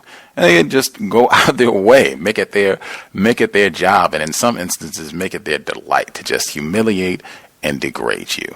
And you've always been terrible, and you're the worst worker ever, and just the ridicule and the health impact as well, because I think that's so critical. I think it's so many black people. I try to remind people when we talk about Gwen Ifill, who passed away at 61, if memory serves, and Natalie King Cole at the beginning of last year, and Dr. Wellesley. I mean, the just endless list of black people who, as a result of workplace stress, just the stress of racism, white supremacy specifically, in general, but workplace racism specifically puts so much stress on black people. It is literally killing us. We just having black people who are having all sorts of health ailments. So, it's not just to even say sorry, but it's horrendous that you've had to experience that. I'm glad you dialed in to share, because I'm certain that there are a lot of folks who can empathize, because they have had very similar situations to what you have gone through. Yeah, and like you said, like it can, just having that sort of experience to have white people, and they love to do that in a group setting, so they can tell you this sort of thing in front of your colleagues and peers, that, you're a terrible worker and you're horrible, and that sort of thing, it does stay with you. Black people in general, we're encouraged our whole life to measure up to the standards that white people have set, and they love, that's one of their greatest pleasures, to tell us that we have failed. We do not measure up. And to do this sort of thing publicly, that generally to get maximum impact. But and first time caller on top of it. Really appreciate you sharing. Did any folks have questions before I check the other female caller who dialed in simultaneously? Any questions or anything folks wanted to share or ask?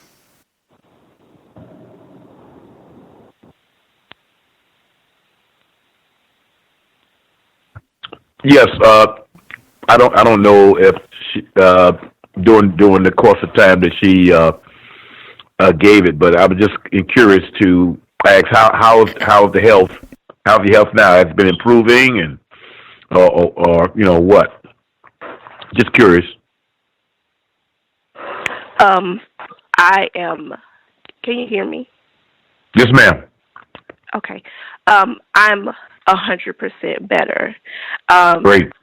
less than 2 years after leaving the company, I no longer had to take pain medication anymore, and my nerve healed itself in that time. So I'm 100% better. Great. Thank you. The chemical component of that attack I thought was important as well, to be on medication for that long. I mean, talking about the health impact as well. I mean, that is racism, white supremacy. That's when you have war being waged against you in all areas of people activity. That seems like a whole nother component of the trauma that you had to endure over years, being given these toxins as well that you didn't even need, as it turns out. The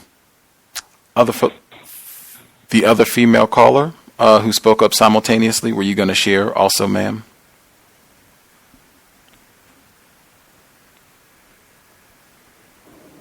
Yes, can I be heard? Yes, ma'am. Hello. Greetings, everyone. This is my first time calling in. I've never called in before. I've been listening to podcasts and YouTube videos. I just want to say thank you, Gus, for putting this out and letting it be accessible to everyone. Recently, I work at the post office, and I transferred to this new department at my job, and it's kind of weird how the whole setup is. It's like we have like 4 managers, and we have a postmaster and a person that's like below the postmaster, and he's a white, expected racist, and I think that he's targeting me, but I'm not sure. So when I first got there, he was very unprofessional, very tacky. Like, he told us that he had a black wife. A black wife, and so I'm not really like all the other people that are there. They kind of very, just go there and they call out and they go in there and they like loud and they argue with him back and forth. So I've never had a dispute with him before until I got hurt at work, and then I was out for a week, and I came back and he was like hollering at me, threatening to fire me and stuff. But he doesn't have the authority to do that. But he was threatening to fire me. It's like he every time he interacts with me, he tries to get reaction out of me. It's kind of weird. And I had one incident about 2 weeks ago where I put in like annual leave for 2 days, and I went through my 2 black supervisors because he wasn't present. He's never really there. He's always gone. So I put in a request for 2 days off, and it got approved. But when the Friday before, the days that I requested came, I went to work, and my black supervisor, he told me to go in there and talk to him. I was kind of confused, like, why do I have to go in here and talk to him about being off for 2 days? So I went in there and talked to him, and he like threatened me, oh, you're not gonna be off for those days. And I was like, well, it's already been approved, and then he wasn't gonna pay me or whatever.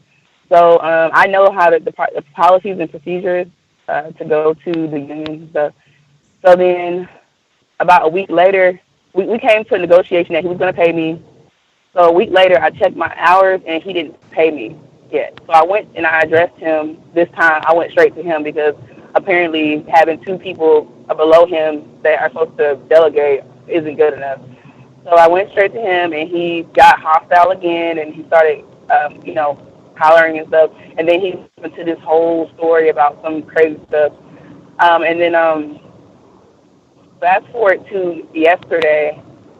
Yesterday I was off. I work 6 days a week, and I'm only off 1 day. So I just go by the set schedule that's in the office. And it was a schedule that I was supposed to be off on Wednesday. I took a picture of it and everything the day before I was off, and nobody said anything to me, because usually when I'm off, I'm just off. So yesterday my supervisor called me and asked me could I come in, and I told him I couldn't because I had some personal issues going on. So he started talking about how I wasn't off on Wednesday and that I was on the schedule to work, and I was like, no, I wasn't. So I sent him a text message picture of the picture that I had for the schedule that I was off. So then they started telling me, oh, well, so both of them called me, both of the managers called me, And then they said, oh, you need to call James. James is the white person. And I was just like, why do I have to call this man every time? It's kind of like every time I interact with him, they're never around, and it's like they're just leaving me out there to be punished. Like the last time when I took my 2 days off, he made me work 9 days straight before he gave me a day off because it was like some sort of punishment. But with the other black girls, he doesn't do that. I guess because they interact with him in a different way, but I don't know. But if anybody has any suggestions on how I can, like, because I try to have as like no contact with him whatsoever. I try to, if I see him, I avoid him, but he always goes out his way to talk to me or tell me some stupid story. But if anybody has any like suggestions or anything on how to like counteract him or avoid him, because it's like really frustrating seeing his, like, because I just feel like he's always doing something. I don't know what's going to happen next. Like, is he going to like try to block me from, getting to the next level? Or I just always feel like he's trying to do something to hold me back. Like, I feel like he's going to do something to hurt my career. Like, I feel like it's gonna happen. Like, I just feel like he's out to get me all the time. And I'll mute my line. Thank you. He is. I think that's, number one, I think that's the most important thing. He is. And that's the way that we should be functioning on these jobs. He is, and they are. That would be whites collectively. I think that's super important to not minimize that. And then from there, I think Mr. Fuller had talked about it before, and I brought it up just because I keep hearing it. When you said that it's like he's coming and the way he's interacting with you, it's like he's trying to provoke you. It seems like I'm sure there's been lots of that already. Mr. Fuller, his theory was it seems like there's a great escalation of that sort of thing, just trying to provoke black people so that they say, oh, you're being unprofessional and we just can't have you speaking to other employees that way, so we're going to have to let you go. Really make sure that you, I think I said that last week, nothing matters with regards to counter-racism on the job if you're not able to keep your wits.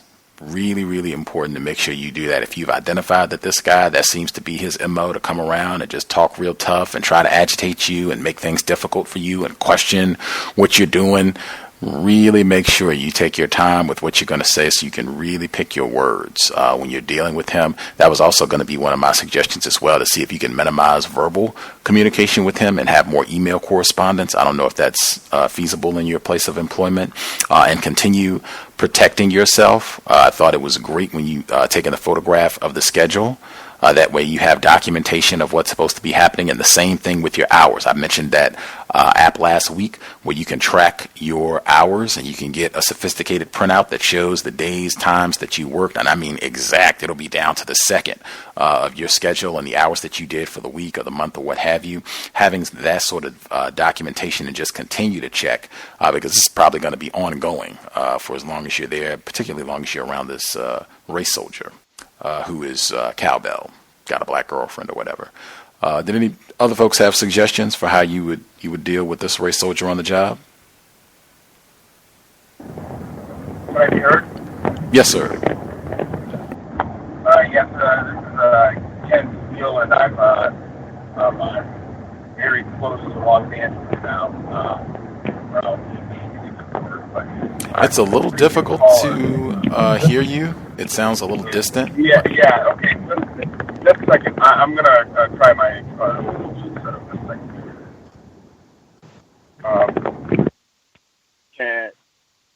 Can I be heard now? That's better. Awesome.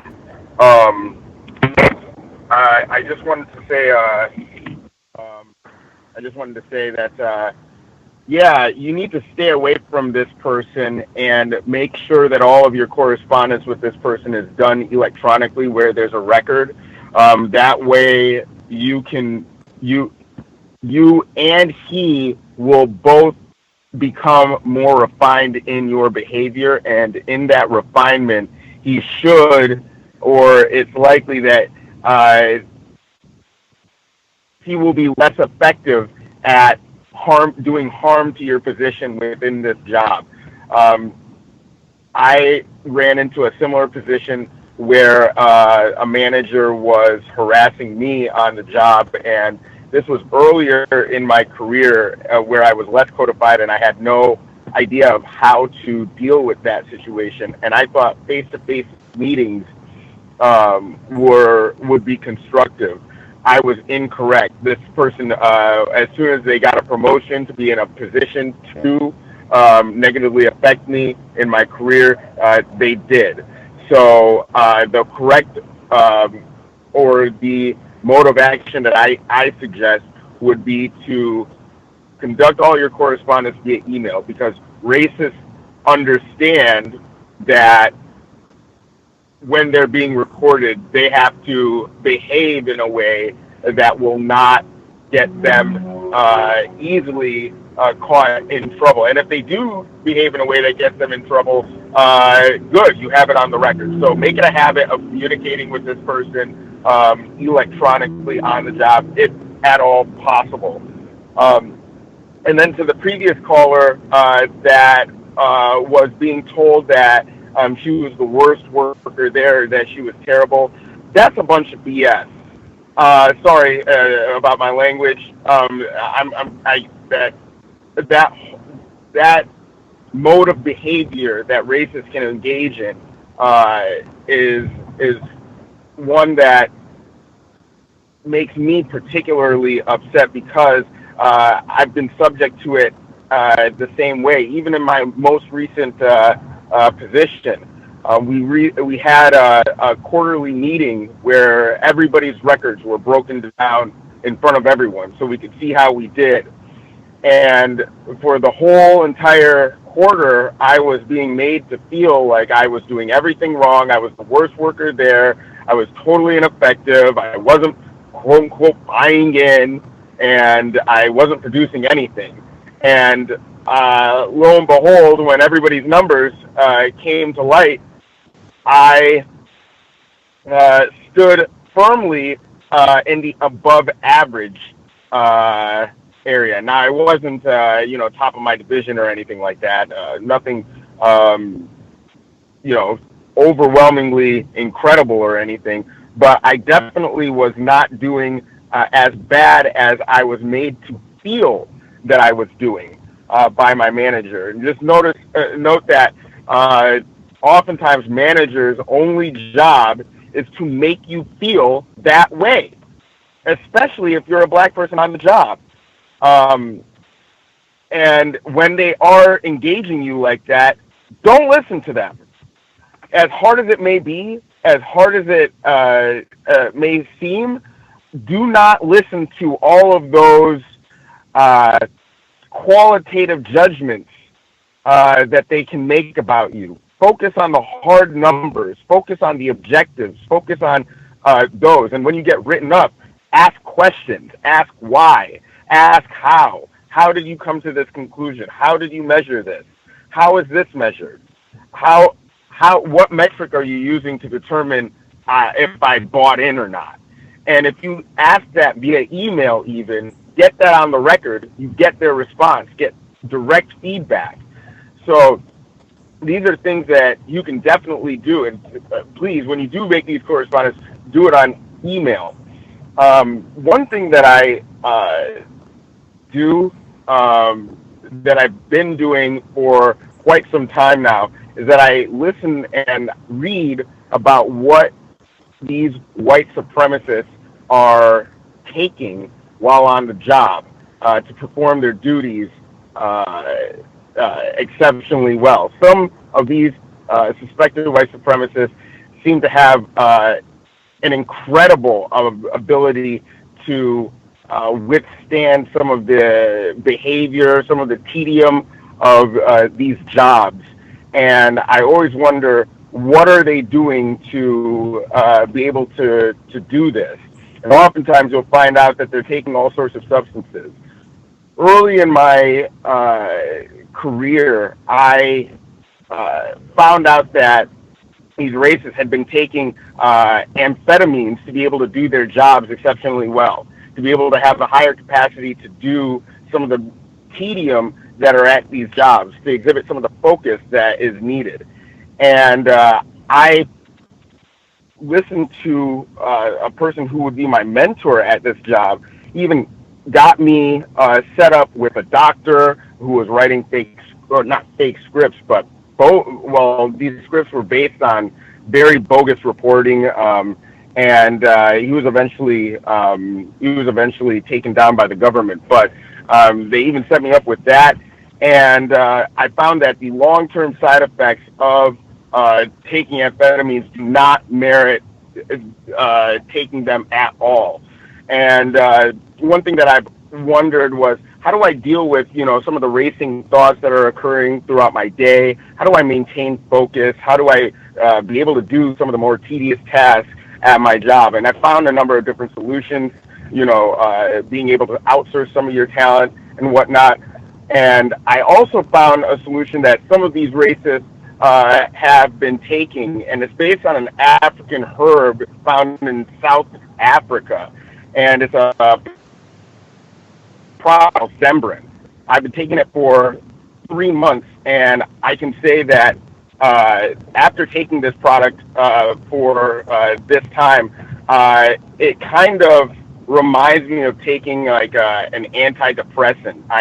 I deal with some of those symptoms as well, and it definitely has me in a state that's better able to deal with these races. My mind is not going a million miles a second. I'm able to hold my words a little bit more carefully. I don't speak out when I get the impulse to speak out, even when I am getting emotional in these office settings. I'm not set off. And then on top of that, because I'm not having racing negative thoughts, and I'm able to kind of parse out a lot of the negative and cynical reporting that occurs on my job, it just makes it easier for me to function. I would suggest looking into this solution. I have yet to experience any significant long-term negative side effects.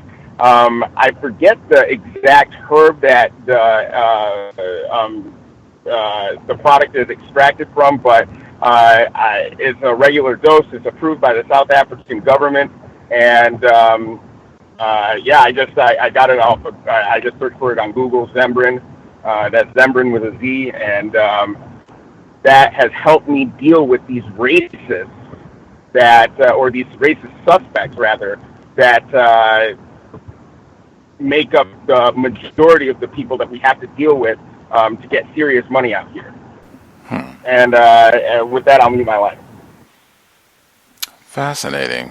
Be interesting to see if anybody else is familiar with this herb. Do we have any other suggestions for the young lady? She dialed us with the situation on the job where she's got this racist tyrant on the job who likes to come and be really rude and try to kind of provoke her on the job, even though he does not have the ability, the authority to terminate her employment, but he certainly likes to make things difficult for her, and even, I guess, boasts about having a black girlfriend. Anybody else have suggestions for her? Can I be heard? Yes, ma'am. I think your situation would be a wonderful opportunity to make use of one of those hidden voice recorder things. We've talked about a couple on the various broadcasts. I know there's one that looks like a pen, one that's like a USB. I personally want one that I can hide in my fro, or clip, that looks like a button or something. I want one. But I think because he's not consistent with, or at least it doesn't appear to be that he's very consistent about when he's going to terrorize you, and when he's going to talk to you certain ways.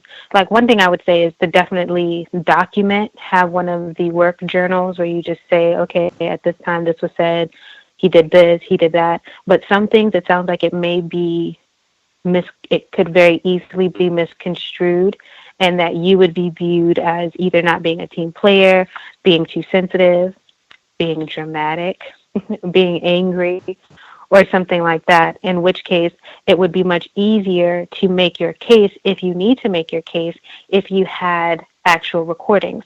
I also know, I don't know what state you're in. I'm not the one that knows all the rules for the states and how people can be recorded and who has to know and all that stuff, but I know that information is available online. But even if you wouldn't be able to, it would be inadmissible at court, I think it would still be good to have. And that would be like my suggestion, because I'm not really sure.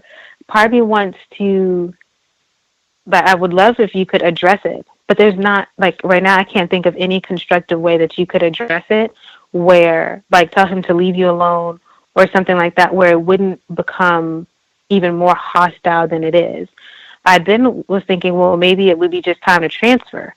But then there's nothing to say that there won't be, that he won't, like, prevent that somehow, or that might complicate your life and thus create further complications that are unnecessary, or that there won't be some other racist tyrant at the next one.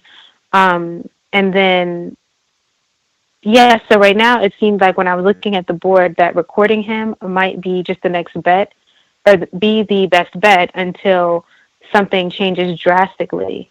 That just that way you have a record. Yeah.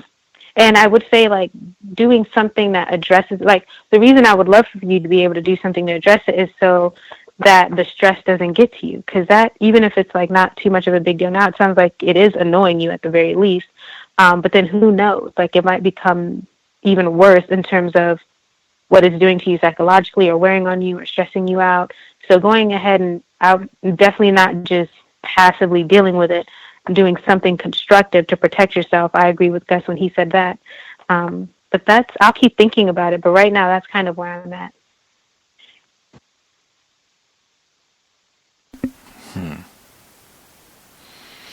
I wanted to check in. We have Stacy joining us live. She was with us last week. She is a black female caller in London, to check in and see if she had commentary as well. Just any other suggestions for our female caller dealing with this race soldier hopping in and just being rude to her on the job and trying to mess her over either with her hours or when she makes a request for a day off? Any other suggestions?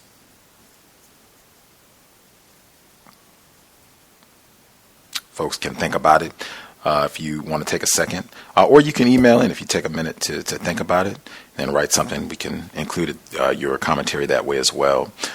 Stacy in London, did you have commentary you wanted to share? Joining us live, being up so late. I think it's let's see if I can do the math correctly. It's let's see, that's 2 a.m. over there. Is it 2 a.m. or later? It's 2:52. 2:52. Yikes, man! Super late, and hanging in for workplace racism. Hi, Gus, and hello to everyone on the call. I apologies for last week because I actually did fall asleep, and I've not long woken up, so I haven't actually listened to the whole of the broadcast. But I actually did just dial in because I heard both the last two callers really, and I think in terms of advice, and it follows on from MA's comments there about how we deal with these things emotionally, which is what is always discussed really.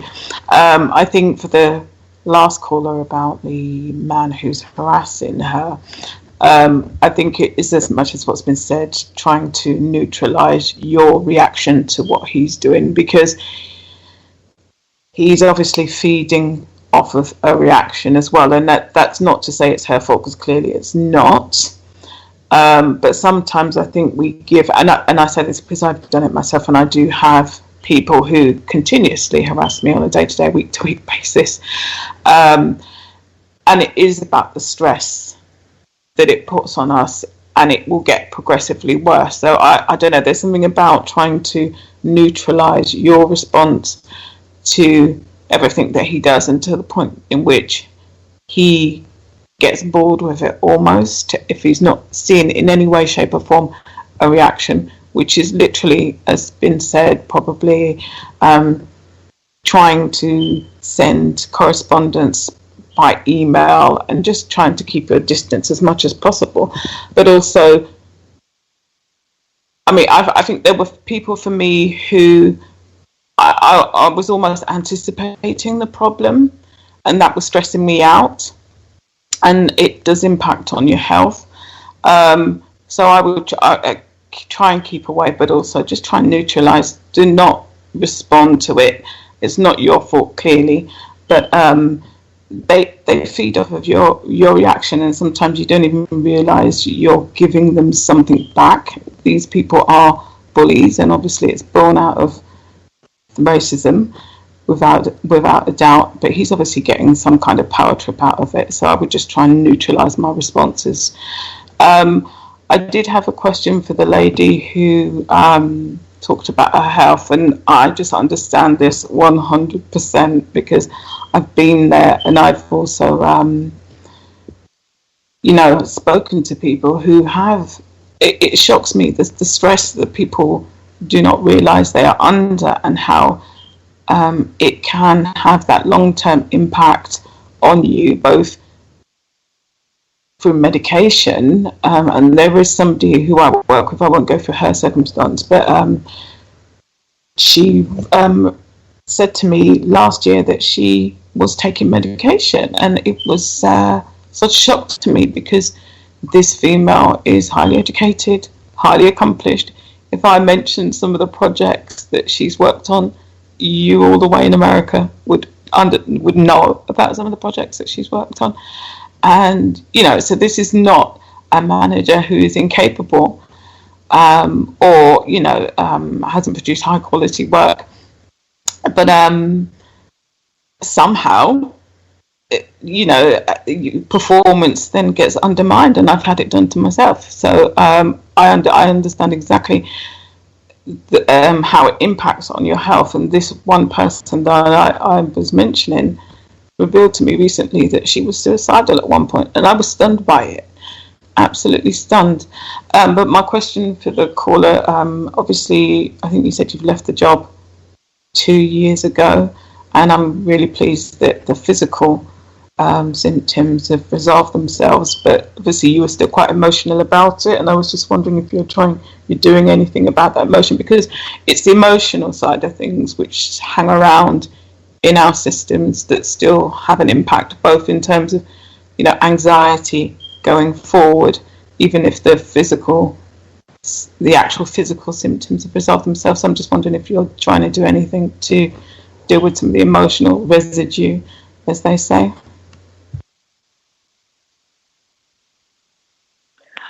I have not, mostly just kind of talked to close family and friends about it. So emotionally, I'm not seeing anybody. I'm not seeing a therapist or anything like that about it, because I just guess I feel like I can handle it. I hear that. I think, yeah, and we do different things, because I know I spend a lot of time talking to people about it, and I've got to the stage where, not that I don't still talk to people a lot about it, because sometimes that talking about it is a release, but it takes up an awful lot of your time as well. And I realised that I was putting a lot on other people, and it's not that they minded, but I was almost in myself. I was frustrated with myself because I kept having to talk about it, which, and I'm not suggesting that you don't talk to other people about it, because clearly that is part of us dealing with the impact that these things can have. I did mention a couple of programs ago about stuff that's worked for me, particularly dealing with the emotional impact of these traumas, because what I found anyway was that you don't even realize what affects you, and in the moment of a lot of the high pressure attacks that I was under, very similar to your situation, I had no idea what was happening to me, and I was just crying all the time.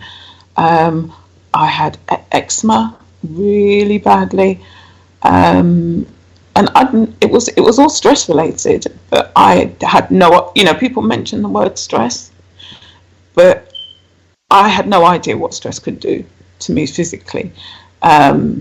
Overeating, I mean, I'm not humongous, but going up a couple of dress sizes, all of that is a reaction to what is happening around you. And there can be a build-up of things that probably, years before wouldn't have, you dealt with it in the moment. But sometimes when you're under that high pressure, for some reason, it can just get too much. And that's when it starts impacting on your health, and all of the other encounters that you have can almost come at you at once. So I mentioned a couple of programs ago about neuro-linguistic programming. I did send Gus a link. Gus, I wonder if you could share it or whatever. I wouldn't necessarily email it out because it's not, it's compensatory, so I don't like to give people, advertise on behalf of certain people, I'll put it that way. But the neuro-linguistic programming was something that was mentioned to me, and it's a way of dealing with the trauma. And that emotional side of it really does stay in your system and impact your health. And I think for me, why I pay so much attention to it is because of listening to many of the broadcasts from Dr. Francis Cresswellson, and talking about how it impacts our mental health and what we're encountering in the workplace. And that for me was really a way of me actually being able to accept, without any shame around it, that actually, no, this is really impacting me mentally and physically. So I would just say try and deal with it. Obviously you're talking to people, but maybe looking to some other ways of dealing with that emotion, because we don't know how the emotional side of things is also affecting our health.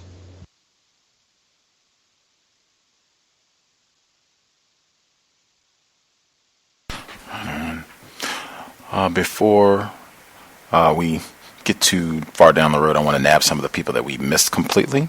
If there are folks that we have not heard from at all who have a hand up, your line should be open. Are there any folks that we have missed completely who have a hand up? May I be heard? Heard about 3 or 4 different people. Let's get the female callers first. Hi, this is Nikki from Dallas. I called last week. I just wanted to say that I'm very proud that my friend called in to give her story. I also wanted to let the C.O.W.S listeners know that you don't have to suffer along. A while back, before I got this job, that I have now, I was at another company for 5 years. And I was exhibiting what I now know as anxiety. My face would get hot and flushed, and I'm caramel complected, and I would get flushed and red. I would start sweating profusely. I didn't know if I was having a heart attack or what. And I was 35 at the time. Come to find out, I was having anxiety attacks at this job. So one day I got called in the office to get written up. And after she said her spiel of what they were writing me up for, I just got up and quit. I quit right then and there. I can't take it anymore. And I just want other C.O.W.S listeners who are going through issues at their job, seek help. It's okay to go to a counselor. I go to a counselor now. Sometimes family and friends, they're good, but they can't give you the sound advice you need to grow and to learn how to handle different things on the job or even at home. So I just wanted to give that bit of advice just to let people know that it's okay to go and seek counseling and to get the help that you need. And with that, I will mute my line. Ashe, thank you for inviting your friend to participate in the program as well, and absolutely get any sort of assistance that you need. I think that's another one of the ways that white supremacy operates, is that black people are often discouraged when we need help and reach out for something that's constructive. Not only will we get denied, but it'll be like, oh my gosh, you moocher, you have the audacity, to ask for for help. When racists, they go out and ask for all kinds of help. They ask for help stealing and practicing racism, no less. And we'll get assistance with that too. But definitely get whatever sort of help that you need. If you need counseling or anything really that's constructive to deal with the stress and strife from work, reach out and get it and make time for that self-care. Other female callers that spoke up simultaneously, did you all have commentary? Yes, I do. Hi. Greetings, everyone on the line. I wanted to address the postal worker. I'm assuming I'm being heard. Yes, ma'am. We can hear you. Oh, okay. I also work for the post office, and I know how stressful it could be. One of the questions I want to ask, does she work in an AO, in a small office, or is she in a distribution center? Or are you working in an office setting? Exactly where are you? Is she still there? Ma'am, are you still with us? I don't know if she muted her line or not. Are you still with us, ma'am? Maybe if she dials back in, if you're still listening, if you dial back in, just raise your hand and we'll get you back on the line. If you hit your mute button, just unmute yourself and you can respond to the female's question. Did you want to give your response even though she might not be with us still? Yeah. I mean, if she's working in a smaller office, an AO, it's probably going to be difficult to do a lot of those things that are suggested, such as doing emails. Because if she's working in a small office, she's either working as a window clerk or as a mail handler, and it's a little difficult to get away to do, to sit down and write stuff unless you're going to do that stuff at home. And hopefully, maybe on her break, she can jot down a few things. If she's working in a distribution center, there are many ways to escape the harassment, because in a distribution center, you can cover your ears with earphones. You could listen to the cows. You could listen to music. You could listen to different programs to kind of help you get through the day. But there's also policies with the post office about harassment. And they update those policies. It seems like I get a letter in the mail every 3 months telling me about harassment and what I can do about that harassment. And I know Gus had spoke about knowing the policies of your work environment. And I advise her to just look at the policy, just go to Light Blue and look up the harassment policies, because what she's saying is in the policy. And it's your perspective. If you feel like you're being harassed, you're being harassed. And they have to do something about that. So there's no reason for her to have to go, whether he does it one time, whether he does it 10 times, there's no reason for her to have to feel like she has no recourse, because she does. And don't fear going to the policy. Don't fear going above his head to make sure that you're treated properly. And never go and say, all you got to do is pull up the policy. That's all you have to do. Give them a copy of the policy, and that should curb it, because you're going to go over his head in order to do that. And that's my only suggestion. Outstanding policy and procedure. And I would just, in echoing exactly what she laid out, I think Mr. Fuller, when he recommends the language that is used to make it where this person, they're violating company policy and procedure, where they are not attacking me, where you're using language that what they're doing is subverting the company, subverting the Constitution, that they are violating company policy by saying these things to the way that they're treating you. Just to check in, the female caller that these recommendations were recommended to, are you still with us? Are you still with us, ma'am? Or maybe she hung up. maybe if she's listening, give us the update. Maybe you can dial in next week and kind of let us know how things have evolved. I always try to give out that encouragement or suggestion. I think it's good to kind of see, because people want to know, how what kind of suggestions you thought would work well to help your situation. If it worked out well, people do want to follow up, because that helps all of us kind of know better what things work on the job, what things to use, what things not to use. There are other folks that we have not heard from. I think we might even have one of our callers in Missouri. Our caller, Black Mom in Michigan, are you with us as well? May I be heard? Yes, ma'am. Good evening, Gus, and to all the callers and listeners. I did want to just give my experience this week on at the law firm that I'm at. I have been there for a year, and this past, I will say about the last month, I had to use my insurance for the very first time. My children became ill with the flu, and prior to this, I had been doing contract work at various law firms. So this is the very first time I've actually had insurance in a very, very, very long time. So I said all that to say, this was the first time I had to use my insurance. And when I went to fill a prescription for my daughter, I found out that my insurance was not active. The benefits director and HR person did not do whatever they needed to do on their end to activate my insurance for an entire, I guess it had been 6 months that it should have been active, and I had to find out in the middle of me trying to get a prescription filled. But when I was trying to take care of all of this, the benefits director, a white female, was telling me, "Oh, don't worry. I had to pay out of pocket for my daughter's prescription. It was very expensive, and she ensured that I would be reimbursed once everything got taken care of. They were going to process everything, save my receipts, all this stuff.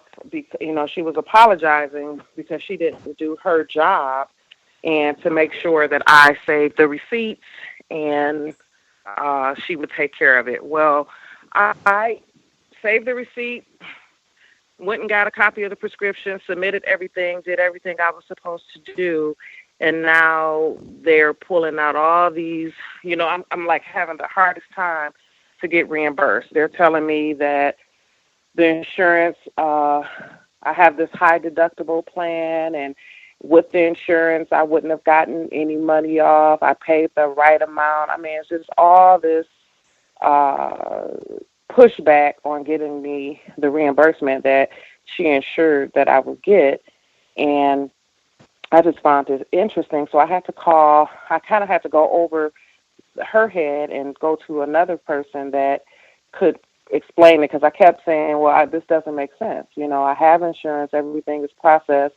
I just want a reimbursement. I've been paying into this insurance. Prescriptions are supposed to be covered, and now you're telling me that, you have to meet your deductible first and all this other stuff that wasn't explained before. And so I went to follow up with this other person that is over the white female that was supposed to take care of it. And I was sitting in the office with my office manager, and she happened to have him on speakerphone. He didn't know that he was on speakerphone. And so he was saying, she's paying what she's supposed to pay. And whether the insurance goes through or not, that is how much she was supposed to pay until she reaches her deductible. How much of a discount is she expecting? What does she want? Does she want it for free? So he was kind of making it seem like I was just trying to get some money off. And I was like, wow, it's interesting, because, he didn't know I was listening. His whole demeanor, his tone, everything was really just, kind of degrading. And I was saying to myself, it's interesting now that they are owing me a reimbursement. Now, it's trying to, he's just trying to make it seem like I'm trying to get something for nothing, or, And so I just told them I wanted all of this in writing. Again, I haven't had insurance in a long time, and a lot of the, I am a victim, so a lot of the insurance information definitely, is just something I just don't understand. I'm really ignorant to a lot of the benefits and the lingo and things like that. So I have to really kind of like dissect the package that I have and really try to find someone to help me understand it. But it's just interesting how they are not trying to help me get the reimbursement that they promised that I was going to get. And they're constantly taking money out of my check every week. But again, nothing is being made clear. I'm having a hard time. And it was just interesting because, again, this is just one of the things that I noticed, that now that I'm, trying to use the insurance and trying to now make them do their job that they were supposed to be, my insurance should have been active 6 months ago. And now, they are trying, as far as I'm concerned, just trying to, brush it away. So I wanted to share that. If anyone is familiar with just, health benefits, things like that, I just, was looking for some insight, but I know that I have to read the benefit package that I have and just try to get some assistance outside of my job because, again, I know I'm ignorant to a lot of the lingo. That for sure is a part of the design of white supremacy. I know that sounds like something Roz, with his expertise, might be able to assist on, or certainly we might have other listeners as well. But if folks have resources, I think that would definitely benefit a lot of black people, victims of racism. Any resources that can help victims kind of easily understand their insurance policy for their employer. I think that would be great if folks know of resources. I know some of that can vary depending on, what state you're in and that type of thing. But that might be a good resource. Folks have information. I guess we already know she's calling from Michigan. So if people have information that would be helpful for someone in Michigan understanding their insurance benefits, that would be great. Our caller in Missouri, did you have commentary you wanted to share? You should be with us. Can you hear me, Gus? Yes, sir. Greetings, man, to everybody on the call. I was just calling in. I wanted to reflect on past work experience. So I'm calling from St. Louis. So about 4 years ago, I worked for a retail store at Busch Stadium for the Cardinals. So obviously big major league sports team. So in the retail store, pretty big, get a lot of customers, a lot of white customers. So this particular day, regular day, always was polite to customers, always did my job. So I had two white customers come in the store. This was after the game was over. A lot of fans tend to come and flood the store to get last minute items. So two customers come in. Before they came in, I kind of saw them come in the entrance of the door, and they had like a beer in their hand. And you're not allowed to have like alcoholic beverages inside the store, but they actually passed the security and they was kind of walking around. So I kind of kept my eye on them and was like, kind of accuse somebody to kind of get their beers or whatever. And I think no one got to them to get their beers. But I did notice they kind of looked intoxicated. So I was at the cash register. They come up and they had some items. And I was, polite, nice. And they had a coupon. Now I guess the Cardinals have like a minor league team in Springfield, Missouri. So they had a coupon for the minor league team. So they asked if they could get a discount, and I didn't know if that coupon would apply. So I politely was like, I'm not sure. Let me check the handbook. So I took my handbook out, went through it. I didn't see anything that specifically said that those coupons could be redeemed at that store. So I was like, well, let me help you out some more. Let me go ask my supervisor, who was a white female. So I went to her, and I was like, well, we have two customers. They want to use a coupon, and it's from the minor league team coupon. They told me that they could use it. I'm not sure, can we use it? So she looked at the coupon.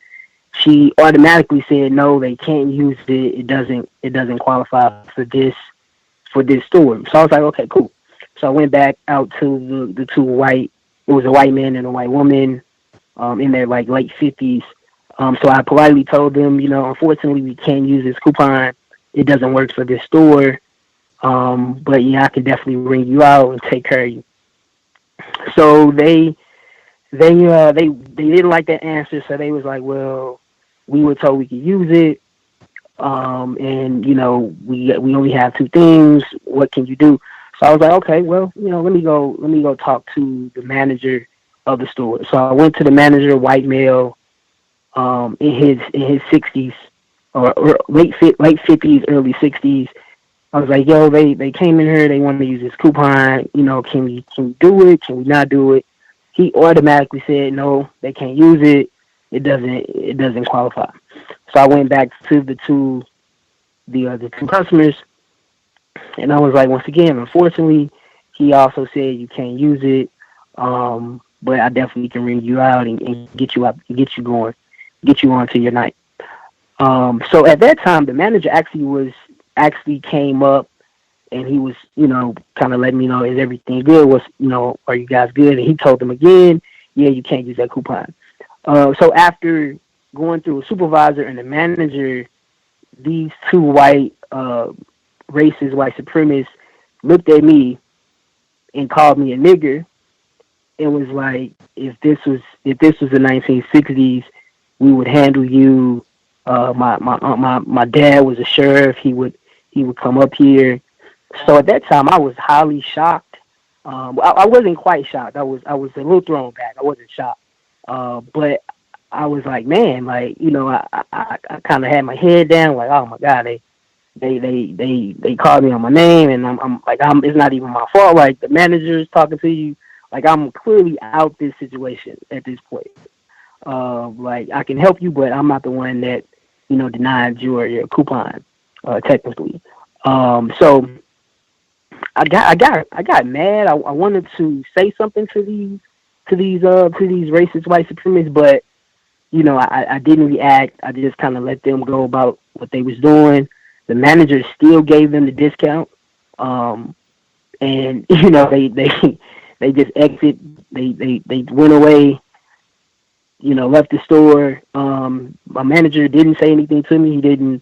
He wasn't like, are you all right? It was like they called me a nigger. He kind of was like, up, and he went about his business, and we just kind of let them go. But just reflecting back on that for me, tragic encounter at this sports arena filled with a lot of white people that come to this arena on a daily when they have games, just for me to be victimized, trying to help these white people, and they look at me as the person that caused them not to get their 10% discount. And even though these white supremacists could have been drunk, they definitely were coherent with me talking. They definitely understood what they were saying. So I definitely don't look at them kind of being intoxicated as the reason why they took upon themselves to victimize me in this store when I was trying to help them. But I just want to reflect on that past experience. That's all I had. Wow.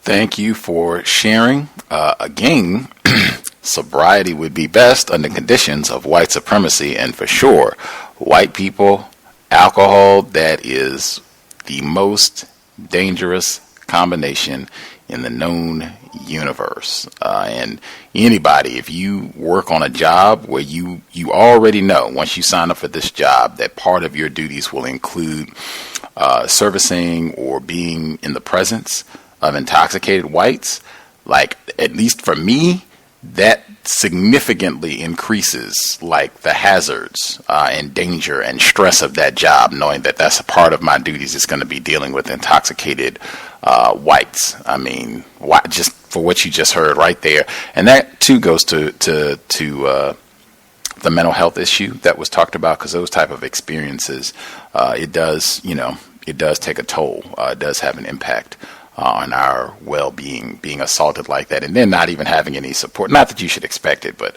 having the race soldier manager or supervisor, them hearing this, and I'll put it this way: if that had been black customers and a white person, then they had said whatever, made some sort of offensive commentary or what have you, I'm pretty sure that they would have escorted them from the store and, don't ever come here again. Maybe thrown them out of the ballpark entirely. They have security there. If you, get unruly, they can, go ahead and put you out and charge you no less, if you, get really out of pocket with it.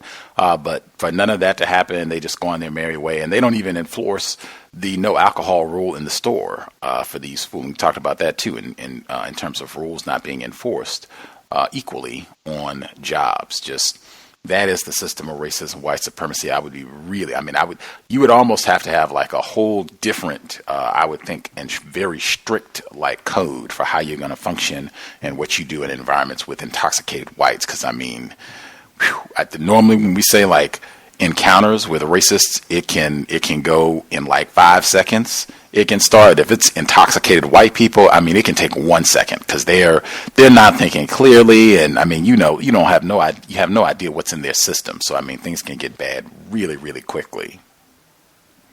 I will check to see if we have other folks that we missed, but we did have another person who wrote in, so that make sure I can cover all the folks who wrote commentary. So the person wrote, "I'm new to your program and have archived some of your workplace racism episodes and felt the need to write in. I have a handful of stories I would like to share, but cannot call in Thursday due to night classes I'm taking this semester during the same time. I wanted to share this story that happened a week or so after Alton Sterling was gunned down July 5th, and the frequent dialogue, news stories, etc. all over the media last summer. I'm not sure if this qualifies as workplace racism 100% because the person who did the actions was a quote-unquote Hispanic female, but if it is shareable, I followed the code of not accusing anyone of it when I went to HR, Human Resources. I work at a major retailer selling women's shoes. On a Saturday, July 16th, our busiest business day of the week, I noticed a U.S. flag posted in our stock room with the words written on it, 'One flag, one color, we all matter.' This was posted where all the sales staff goes to retrieve shoes to bring to our customers. I noticed it, and the small talk happened between me and the other associates in a bit of shock. I took out my camera phone, took a picture, and went about my work. As I took the picture, one of the workers who overheard the small talk insisted, 'Yeah, people are really actually victims, and it's not you, so whatever.' I'm black, not white, and didn't really have a reply to the comment, just went about my work. All the black employees were furious and agreed to be witnesses if actions were taken. There were no manager or supervisors on duty in my department. However, the people who retrieve our shoes have team leads, and it was the female lead who actually pinned the flag and message up. I suspect this could have been a white woman. I went home and sent a detailed report to the home office and the incident without naming names. I specifically asked, why did the job have all the employees take diversity training, yet I come to work and someone is dictating to me that we are not diverse, but rather we are all one color. Let them know no managers or lead took action and to take the flag down. It was troubling working that day. The following week, the human resource manager called me to the office, who is a white gay male. He referenced the message to the home office. He referenced the message the home office got and asked me what happened.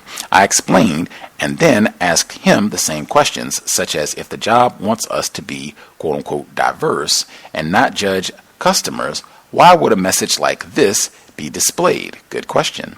I suggested it could encourage others to begin posting political, religious, sexual agenda rights messages. He agreed to everything I said, and he asked me if I knew who did it. I told him I didn't know for sure, so I couldn't say. He asked me to forward the pictures I took after me showing him. What is important is that It made him accountable to investigate and find out rather than me accuse the woman. I also indicated that the sales manager allowed things to happen like the picture collage I've attached, where the message poster took staff photos and attached various subliminal messages next to them all. Many of the messages were directed at people she didn't like and were Instagram quotes. I call it to insult them. The human resource manager and department manager then walked the entire department days later, removing all picture collage material, and the flag was already removed. The HR manager called me to his office, and after the incident, gave me a concluding report that he found out who the person was, Lucy, and told me she was mortified to find out non-white people felt how they did and how her message could be taken offensively. She ended up keeping her job, of course, and we actually still work together, but she has never directly confronted me for being the person responsible for reporting the flag incident. I have other workplace incidents that have happened to me in the past with white employees that have led to me almost losing my job. I can share at a later date. And he actually has photographs of the flag, of the U.S. flag with the one flag, one color, all that. And then these collages where they actually have taken, I guess, photographs of actual people that work there and just putting little insulting quotes and what have you next to these people that apparently the person who posted this does not like. And again, just being about justice, I think this person in their report didn't say anything about racism, which is A+. I think retired firefighter said that as well. You don't have to bring up racism. You can just talk about doing the correct thing. This is the way that we're supposed to behave in the workplace. This is how we're supposed to decorate the break area or the area where we go to get, merchandise. Is this the sort of paraphernalia that we're supposed to promote in the workplace so that we can all be productive and harmonious for the, 30 hours, 40 hours a week that we're here? You can just approach it from that, standpoint. And most folk, if they're being reasonable, you can take things in the direction that you want to go for justice. Just asking questions, is this going to be best for workplace? Other folks, did we miss anybody? Anybody have a hand up that we have missed completely?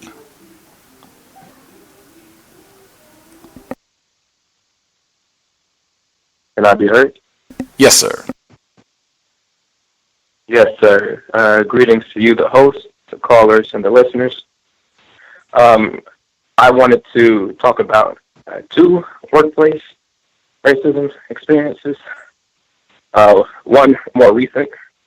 I just traveled out to Missouri, so shout out to the young man who called from Missouri. Just came out here to Missouri, to St. Louis, Missouri, to do a conference, somewhat related to real estate. My mother's doing a conference, and I'm helping her out or whatever. I'm bringing her here and whatever I'm doing. And I went to a restaurant, a black restaurant, trying to, just eat, make sure that the whole family that's here is able to eat at a black establishment. I spoke to the restaurant owner and was telling them how hard it was to find the black restaurant or any of the restaurants. Every time I asked somebody, it was pretty difficult to locate, a restaurant. Well, anyway, he told me there was about 10 black restaurants in the city. I don't know if that's true or not. And he said, but they're all underwritten by white people. So I'm not exactly sure what that means, but I think what he's saying is that white people still have ownership in these black businesses. And that's what, something I was just wanting to point out. So I own my own business, but so there's no white owners in my business, but I mean, I'm the only person in my business, but it looks like when you get more people for employees, it looks like it's not truly a black business, even if it's labeled as such. White people are going to have their hand in it, if at all possible. And, that's a shame, but that's the system we're in. And then the last thing I wanted to mention is when I'm working at churches, I've spoken to several pastors about white people. I say racism sometimes, but a lot of times the definition of racism, people have a whole bunch of definitions that aren't accurate definitions. So I'm just very, very plain and straightforward. White people are the problem. They have to leave. They can't be here anymore. I'm talking about on Earth. They can't be here anymore.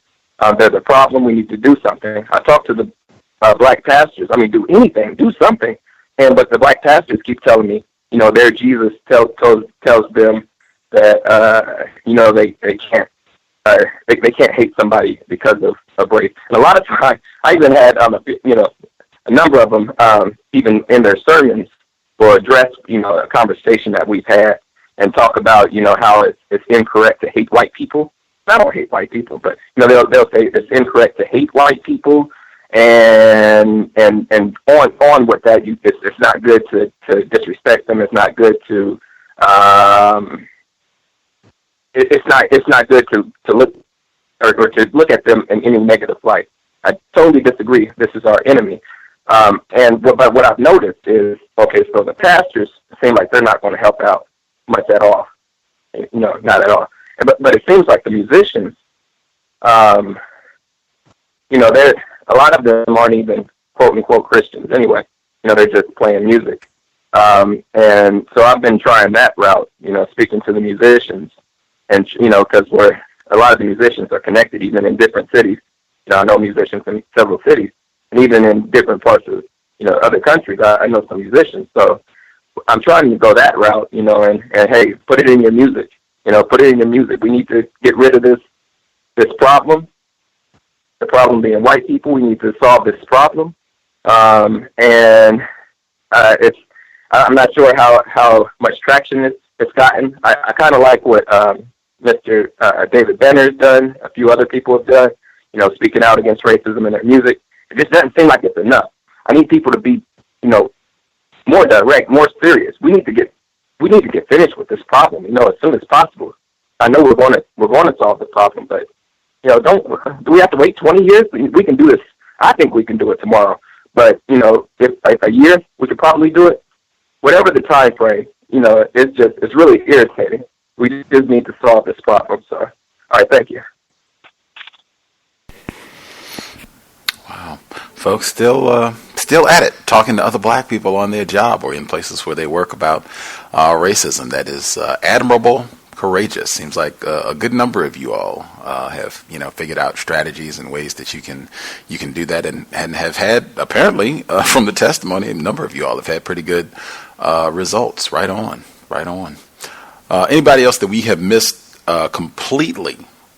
Who had commentary on workplace racism? Anybody that we missed completely? We have about 20 minutes left in the program. Can I be heard? Yes, ma'am. This is Shay from Dallas again. And I just wanted to chime in a little bit and kind of let you guys know and to get your outlook on something. At my current place of employment, in the last couple of days, I have had two non-white coworkers make statements about their insecurities at our job. The company that I'm with now is predominantly white, and they're starting to bring in more and more people of color. So the first thing that I heard was one of my coworkers made the statement, and she's a black female, made the statement that she didn't want to wear her hair out because she didn't want to scare the people that worked there, the white people pretty much. And so I looked at her because I know her and I've been knowing her for some years, but she just started with the company like a few weeks ago. And I made the comment to her and I said, well, I wear my hair out. And, I'm natural. I have pretty massive size fro, pretty good size, ain't massive. But I said, I wear my hair out all the time. I said, so I think they should be immune to, you walking around here with your hair not, flowing down your back. It's fine if you want to wear your hair for a few days until, you get your braids in or whatever you're going to get.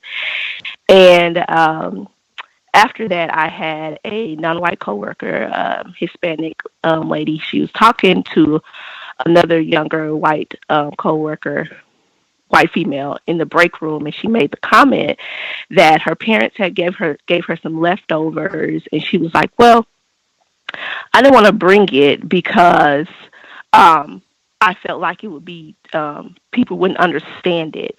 So maybe if I put it into a taco, it would go over well, much better, or whatever she said." And I didn't say anything to her because she's new. Number one, she's young, and I can come across. Apparently, I have this whole aura of people don't really mess with me at work, but that's a whole. I'll chime in about that on another call. But so I really didn't say anything, but I just found it kind of astounding that a lot of us don't even realize and recognize, and I did it for a lot of years, as I stated before, realize and recognize how white supremacy affects everything we do, from the way we try to look, from the food we eat, from the things we bring to lunch, and, you know, how they make comments about, you know, somebody else who brought lunch and, you know, it smelled a certain way. Well, that's, you know, a part of his culture. So if that's what he wants to eat for lunch, then that's fine. So I just don't know if I should say something to her, or, you know, like pull her to the side and say, "Hey, you need to be a little bit more comfortable with who you are." And it just kind of reminded me of another coworker. She's not there anymore, non-white Hispanic female, who wouldn't answer her parents' calls when she was at her desk because she didn't want to speak Spanish in front of in front of our white coworkers. And I just found that to be astounding to me. So, do you guys feel that I should say something to the non-white Hispanic girl about it, or if I should just let her kind of live her life and be young and be oblivious? But as far as my black female coworker, I just tell her how it is. That's just the way it go, and she know that by now. So, thoughts, please. What do folks listening in, what do you all think? You said, is this person that you're thinking this person is not white? You think this person is not accepted as white? No, she's not accepted as white. Okay. So she's not black, not white. You said so-called Hispanic. Should you say something to her? She's, I guess, made comments about not feeling comfortable eating her food in the workspace because, you know, the aroma it might have, and I guess it might make white people uncomfortable. Should you say something to her, yes or no? What do listeners think? No. I say no. Why not? Can I be heard? Just because that might be part of her code.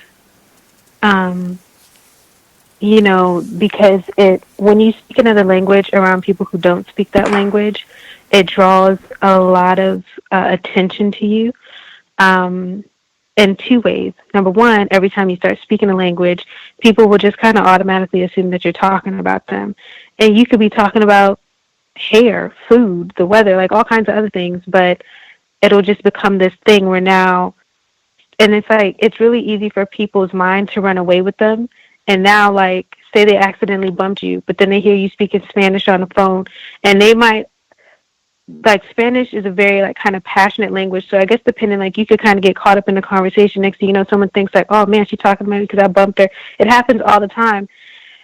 And then they'll just start acting funny. And then now you have these, like, other issues with people because they feel very uncomfortable by you speaking this other language. Then it could also cause problems if she gets so I guess more than two ways. If she gets comfortable and she's like, "Well, you know what, I am going to speak Spanish. And since I don't think nobody can understand me, I'm going to just say whatever I want to on the phone." There are a lot of people who don't look like they speak Spanish, but they do. So then now it's like, I've seen that too. Like, a lot of Spanish people have to remind their children, you can't talk about people because there are a lot of people who you don't think speak Spanish that do. I have that experience myself. Like, they'll be talking and then just about even me sometimes, and I'll respond and the look on their face is like, "What?" And then it's just silent. So then they say, "Yeah, nah." So I think if you just keep it cold, just the English only. Then the other thing could be now and I don't know how much this person might get it if people know that she's, like, quote unquote Latino or Hispanic or whatever, they may not ask her to speak. But I know for me, I get asked that a lot, and it's just unwanted, unnecessary disrespect, and just I don't like it at all, because people will assume I don't, and then when I do, then it's like, well, do that, and then all of a sudden there's like all these other things that I get just off of that. So, and I say, it's like, to me it seems that she gave it some thought. Like if she said, I'm not going to speak Spanish here because I don't, for X, Y, and Z, it seems like that just might be her code. Maybe in another job she did and it caused her issues, and so now it's just like, I'm good. All I want to do, I speak just fine English. I'm going to come here, do my job, speaking English. Nobody's going to look at me like I'm talking about them and go home. I mean, I could be incorrect, but that was just my initial thing. Like, if someone's doing something and it seems to work for them, I would just leave it. Can I be heard? Yes, sir. Yes, good evening, Gus. Good evening to the rest of the callers and the listeners. This is Jay from New York. Just real quickly on the last caller, I agree with Emmy on no, that I wouldn't kind of interject into that scenario. And kind of concurring with what Emmy said, and also adding, if she's taking that call at her desk, kind of going back to what Neely Fuller says all the time about kind of staying codified and doing work at work, if they know that she's speaking Spanish at her cubicle and it's not a work call, they could start kind of tracking how many times she's on a call with, her parents or whoever she's speaking Spanish to, and then start to actually take action stating, could be 5 months down the road that she's taking a lot of personal calls at work.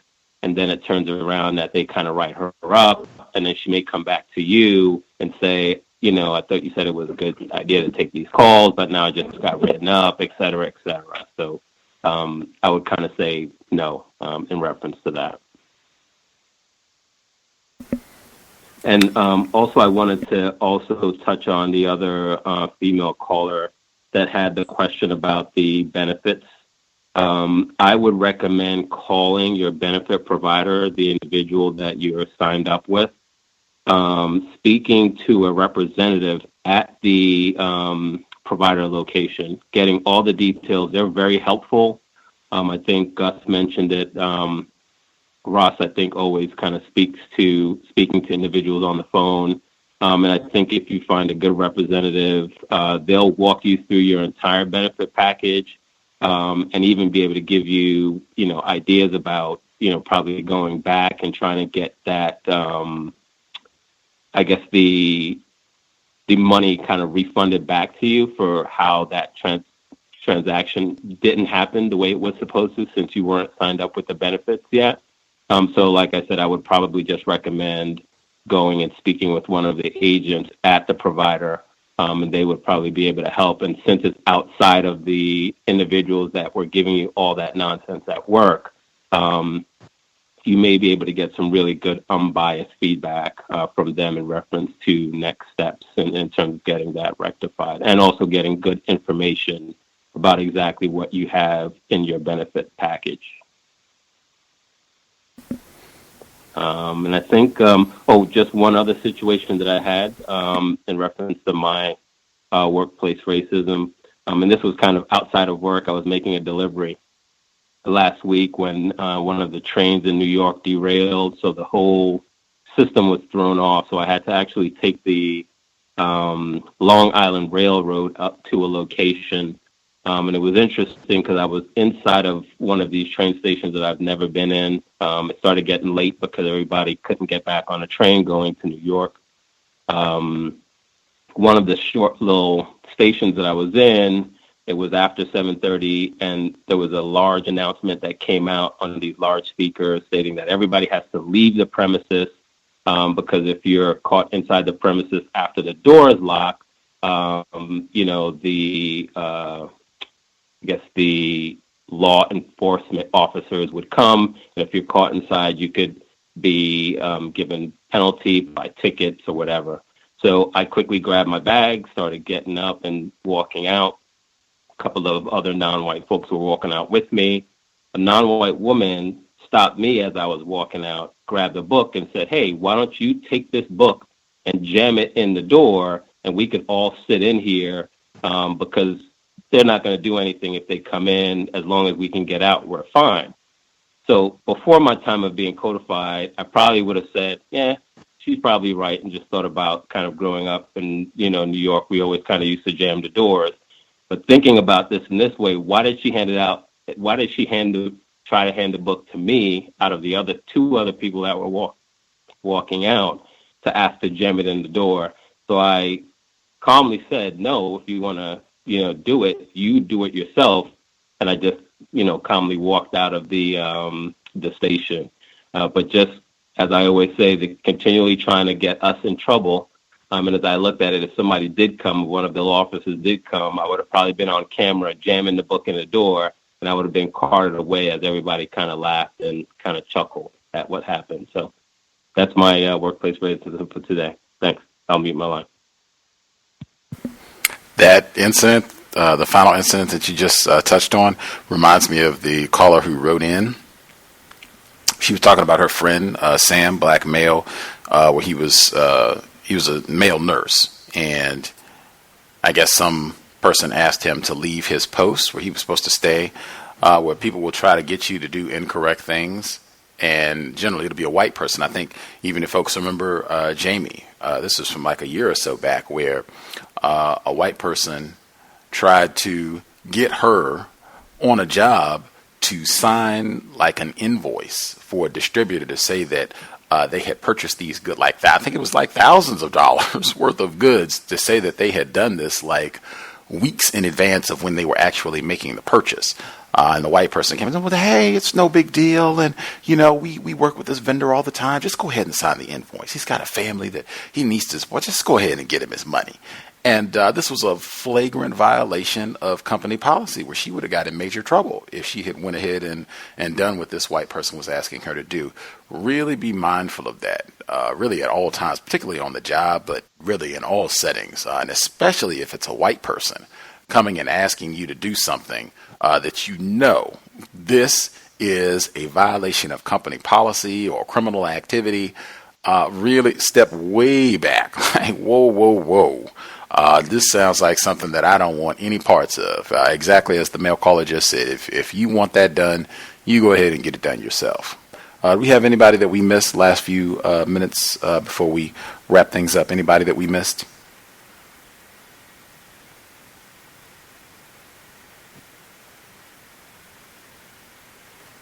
Final commentary. Folks want to make sure they get in before we wrap. Oh, do see another hand. The caller at 0889. Did you have commentary you wanted to get in? 0889. Oh, yeah. Yeah, thanks for taking my call, Gus. I remember, I think I was listening to the show a while ago, and I guess somebody wrote in, and I want to respond to it. It's about somebody had said that a white person was screaming at them on the job. When you're in that kind of situation, the best thing that I would do is, you remain calm, professional, don't try to scream back. The best thing to do is, if a white person wants to verbally attack you or assault you on the job, the thing is to, when it's pull your cell phone out and ask them, what would you say? I'm recording this.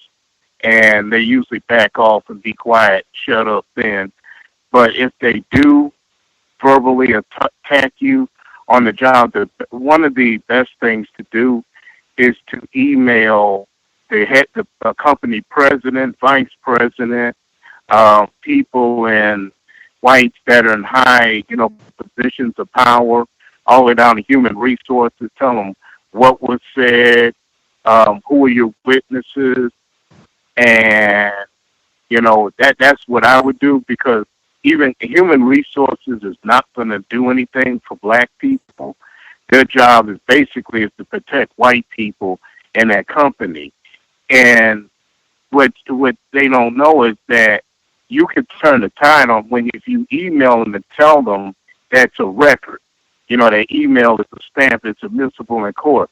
And if you tell them, and 9 times out of 10 they're not going to do anything about it, it can come back to haunt them if something else were to happen, like retaliation and another incident, and then you email them again, and then you can go outside the agency or outside the workplace, go to, like the Department of Human Rights and file the charge, and then they'll ask you, well, and, and the investigator will say, hey, look at these other times I filed a charge about verbal harassment or retaliation and nothing was done.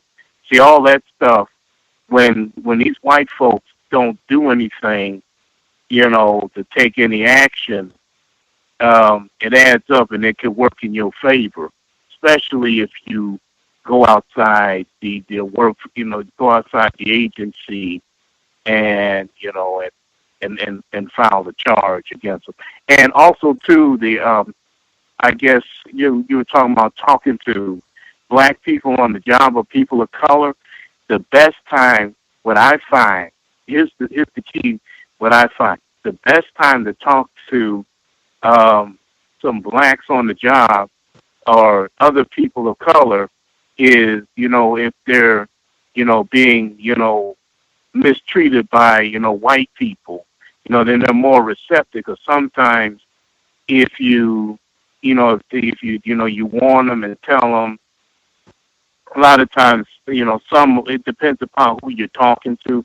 They just might not agree with you.